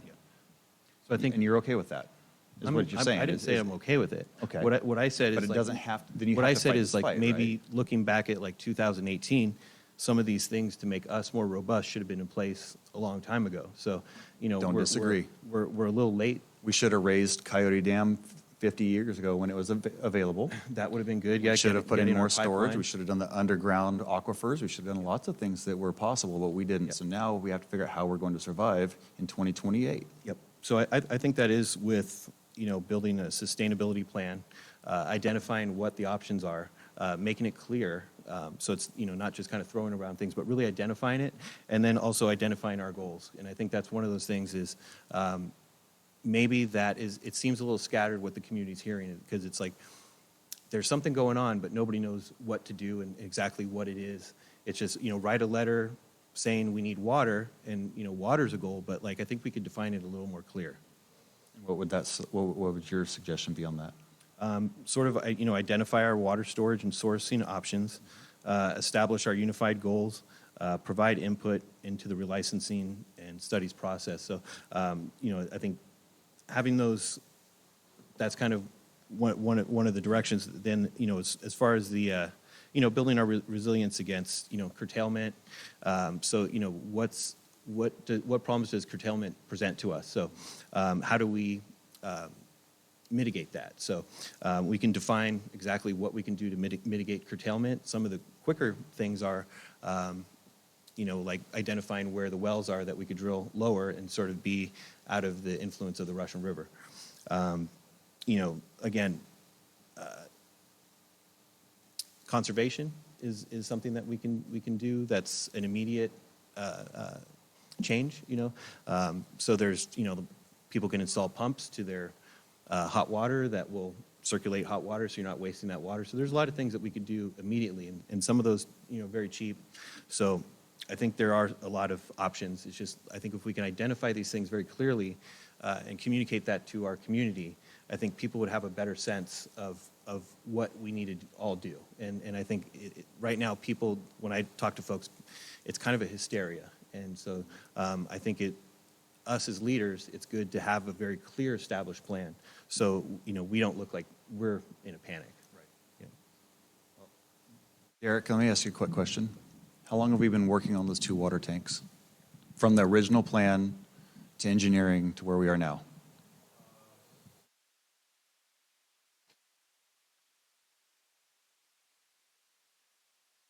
Sorry to put you on the spot when you're sleeping over there. No, in 2024, I think we re-brought the project back, and we started moving forward with it. And with how the long? soils and all that. What was done before 2024 on that project? Just I think initial scope, that was it. So, and when do you think that this will be done? Probably sometime in 2027, depending on funding. Okay, so 3 years, approximate 3 to 4, you'd say? Is that fair? Probably something like that. Okay, and approximate cost for 2 tanks that hold how much? I think we're at 2.8 now, 2.8 million for both tanks. And how much water do they hold? I know we're more than doubling the capacity up there. Okay. I don't know the exact. So approximately 500,000 each, right? And then how much water does Cloverdale use per day? Do you know that answer? I don't know that answer. I know that summer months we're in the 800 to 900,000 gallons running through the water plant per day into our system. A lot of sometimes that's taken up ballast that's been used overnight. Right. That's about what we run through during the summer months. Perfect. And then we are currently with for the water usage situation, we did secure a grant through the Bureau of Reclamation, and the grant's about $577,000. You guys just did an amendment to that late last year, and it's for a recycled water feasibility study, and it's going to cover water sources and all that stuff. And that's for the study, basically for the purple pipe and all of the tertiary. And what's the cost on a tertiary? Approximate, do you think? Sorry. I think, Kevin? I think probably many years ago it was in the many millions. I don't think we have an engineer's estimate on building a tertiary plant right now. Tens of millions. Tens of millions? Yes. And if there's no water in the river, are we going to have a bacterial issue from our releases from our water plant? From our water treatment plant, sorry. We don't directly release to the Russian River now, and we don't foresee that coming up on our NPDES permit anytime soon. So I don't think that's going to be an issue, especially with the tertiary, because it's the third stage treatment. So. Perfect. Thank you. So that's good info on how long it takes to kind of get a ball rolling. Yep. And stuff. So that's why we have been working on it for quite a while on this stuff. We do have the ad hoc committee. We do have our infrastructure committee. And we do this a lot. So it's awesome. I love the questions. I love the banter. I love going back and forth. And this is how we get the information out there. And we don't always have to agree on that information. And that's the best part of having different people on the council. Absolutely. So, moving forward, if we're going to stick to the committees that we have, can we designate one of those that we establish some goals for the city? So I don't understand what you just kind said. of, like if you were to look at Humboldt County, their Potter Valley page, like we have a Potter Valley page here, it's a little mixed up. Everything's not totally clear. On the Humboldt County page, it's very, very clear on what their established goals are. So I think, putting something together for that for us would be helpful to the citizens of our city. So kind of seeing who We'll bring that to our Potter Valley ad hoc committee and discuss it. And pricing out our options and maybe getting, because my concern is things are floating around. If we can really define and get a rough idea of costs, we don't want to miss some windows of opportunity. So that's sort of, maybe instead of taking one by one option, can we lay out all of Cost for which? So like all of our options that would help sort of solidify our water storage and also water sourcing. So if we can throw out all those options, and have a rough figure and timeline, we can kind of be able to respond quicker to an opportunity. And so that's sort of what I would like to see us be at.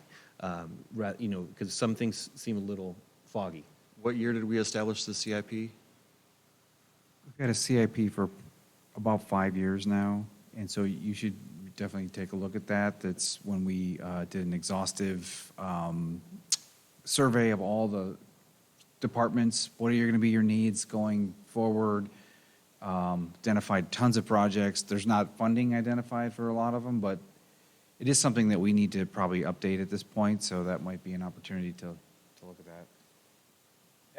In the agenda packet today, you saw the water master plan agreement.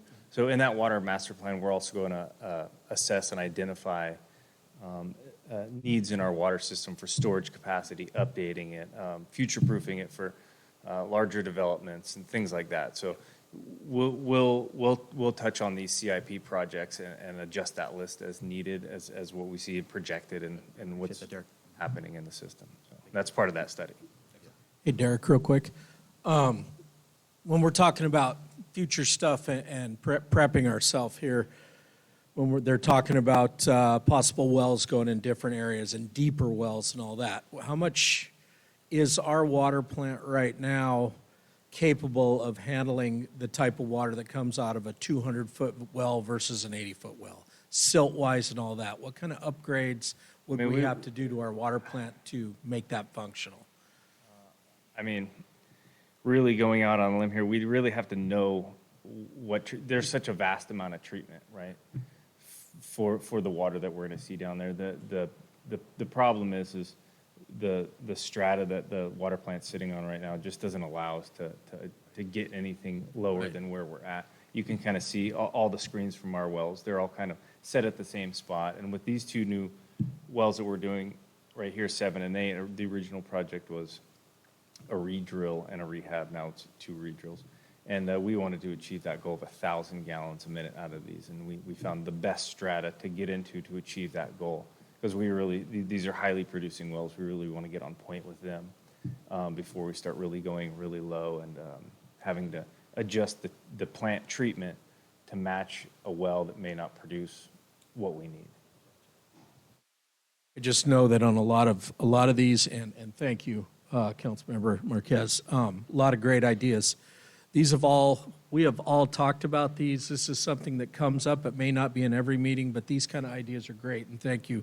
We are kicking around absolutely every option we have for Cloverdale to maintain water, to have good clean water, and then you throw in the caveat of how, okay, we have great clean water for health. How about for safety? How about for the firefighting issue? And that's a tough one too, like the mayor said.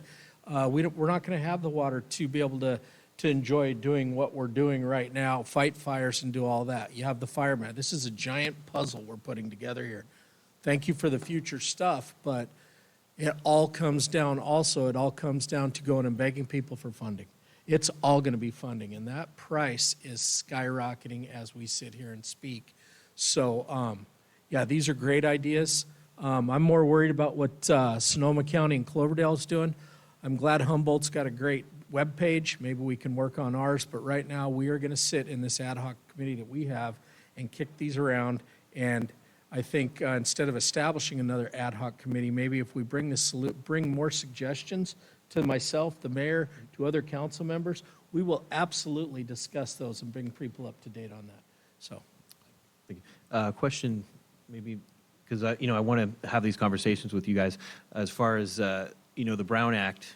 Because you two are working on it on an ad hoc committee. Sort of how can I make suggestions and be part of this conversation? Yeah. Well, so for the infrastructure committee, those are Brown Act meetings, but you can attend them, you can watch them on Zoom, you just can't comment on them.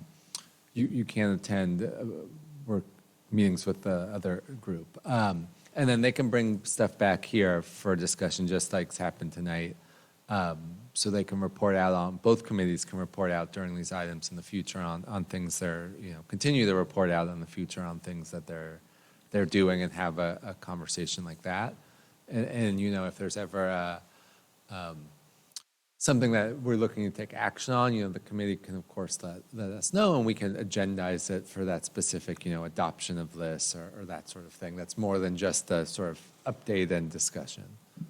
So any suggestions that I would make would be here on the dais as a. No, you could also, and this is where I love this part of this, is your city manager's there for you and for all of us. You can always have these conversations with him. This is why almost every month I tell all council members, schedule an hour-long period or something per week, per every other week, whatever you guys feel is necessary, and set that and use it and bug him with stuff. Bring him your ideas. I have a active list in my phone that when I'm walking around and Hector says I need this, or Susie comes over and says I need this, it goes into that list. And then when I go in the office, I go every Monday morning at 10, and I go through and we talk about every single item and things coming up. So I would recommend you do that. I would highly recommend you do that, because that's where you get the information. This is a way that if I want to share some ideas with you guys, I can go through Kevin. You can go through Kevin, and he can bring them to the committees. Kevin can present them. Okay. Correct. Absolutely. And it helps because he might have a lot of this information that we're doing here to make this a 5 to 7 minute conversation instead of a 50 to 70, because he's answered or had the banter back and forth already. Okay. That's great. Yeah, I've been just doing, digging in and doing a lot of homework, and certainly, just see some areas of opportunity for us here. Yep. And we're working on them. I know that we have grant funding things that we've been talking about. We're working every single person. We talked to Senator McGuire. We've talked to the congressman. We talked to supervisors in the county. We talked to Chris Rogers. We're going every single person with a deep pocket that we can. Sort of what I've been making the same rounds, but let's have a unified front. That's why we established these committees, so that we're the unified front on that, so that we're not all three doing it to the same people. Good, perfect. Anything else? Anyone else? Go ahead. I will. Anyone else over here? Public. And now that we've drowned out most of the people, is anyone? Okay. Seeing none, we'll go into subcommittee reports. Has anyone had a subcommittee recently? Okay, all the agendas are online. And also with the Potter Valley project, we do have a web page, as was stated. There's a lot of information. There's also the letters to send out. You can look through it and send them to your state and federal representatives. Councilmember reports. Councilmember Marquez? So a couple weeks ago, I did attend the Zero Waste Symposium. We do have a new Waste Zero specialist for our district, Ambrosia Thompson, and she's had conversations with me about working with our chamber, Citrus Fair, and our Arts Alliance with their events and trying to bring some more sustainable solutions to our beverage containers. Great, thank you.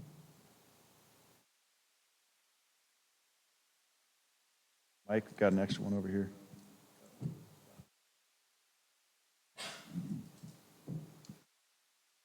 Last month, I attended the welcoming home of the Honor Flight, sponsored by the American Legion Post here in town.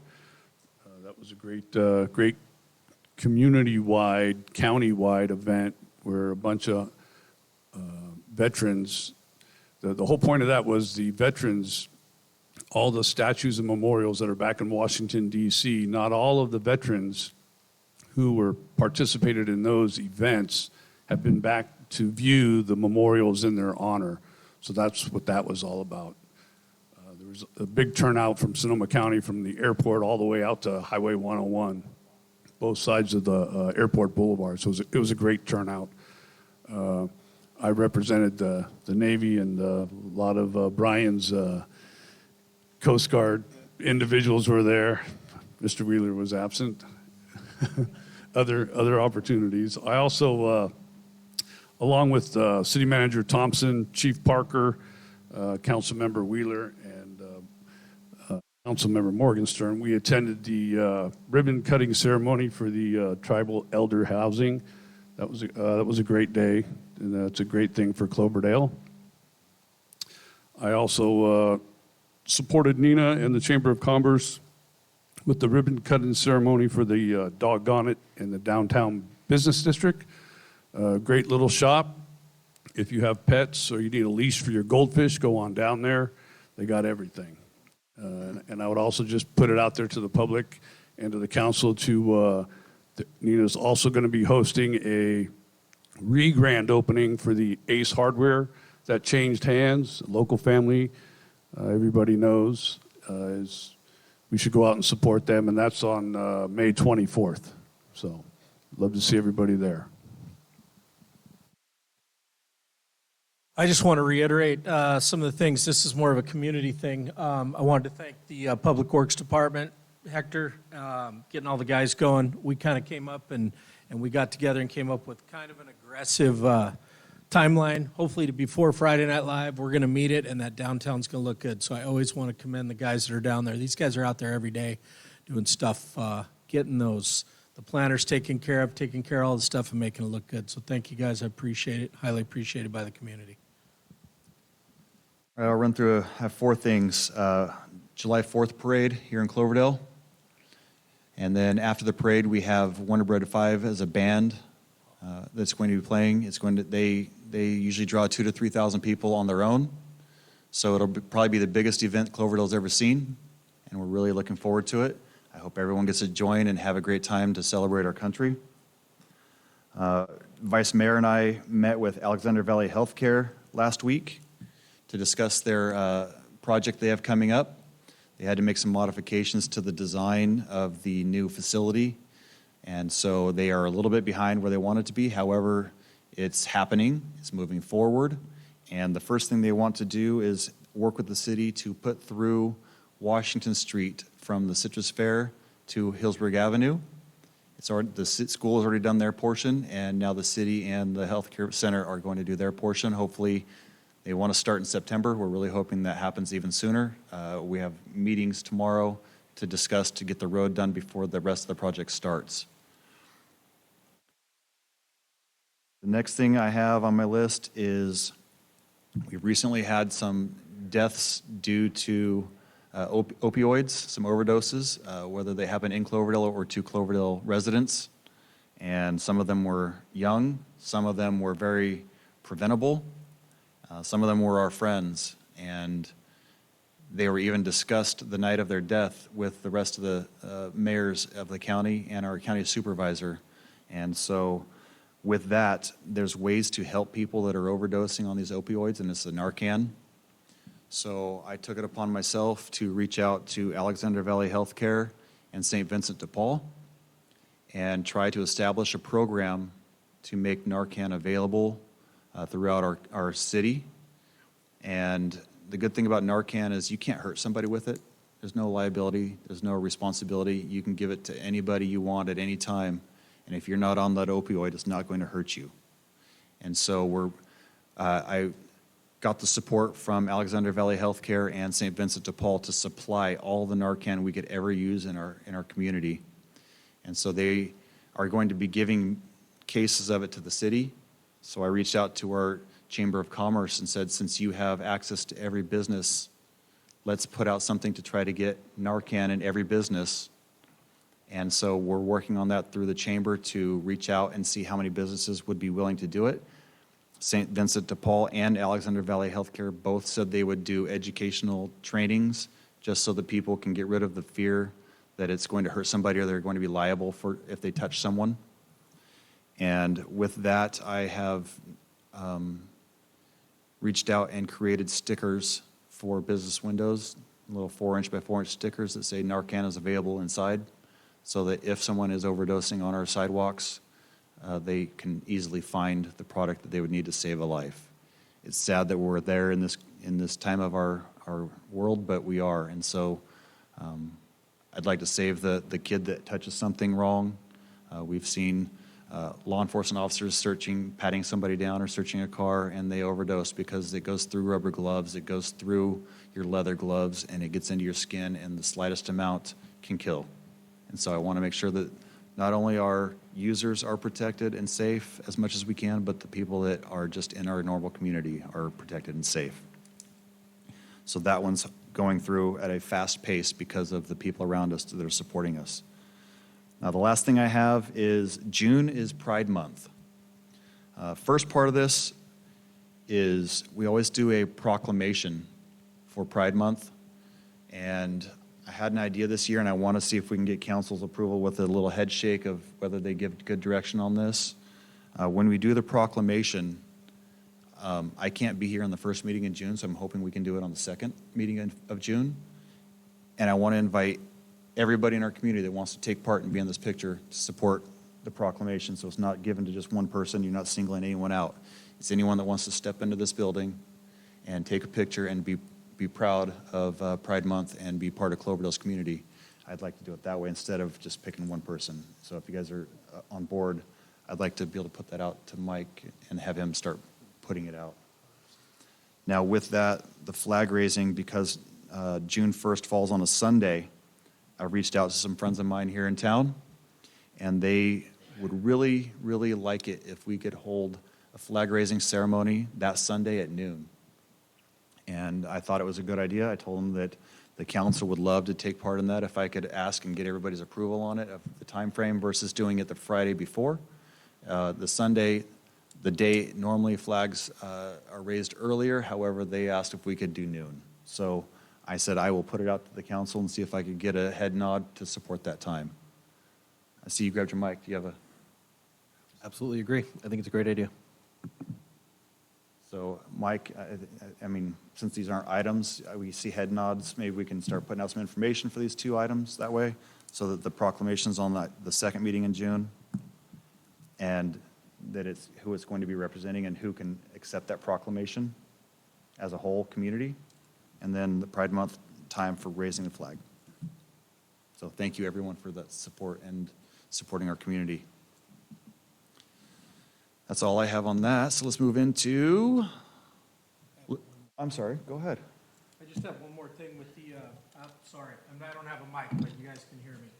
With the Narcan, the training, if people, I know some people are uncomfortable going to an official training with Alexander Valley Health or get in front of people or do anything like that, please get online.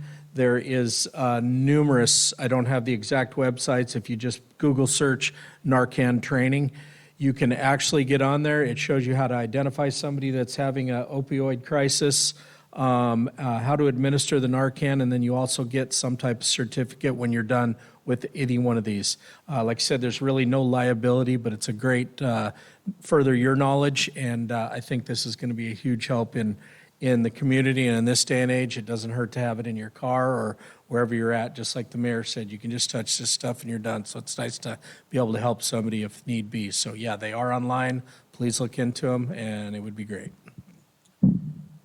If anyone wants Narcan right now, there is a new box in front of Napa Auto Parts called Micah's Hugs. It is a nonprofit supporting a young man that overdosed, and his family started this nonprofit in his name. So there's always access there in front of Napa Auto Parts currently. All right, we'll move into letters of support, hometown grant program. Yeah, just the mayor signed a couple of letters of support for hometown grant program and the St. Peter's conference letter of support. You can see those there. Thank you. Any city manager report? No report. City attorney report? Future agenda items? Please go ahead. Okay, I think for a future agenda item, it would be great if we could work on the zoning for mobile home parks so that one doesn't get.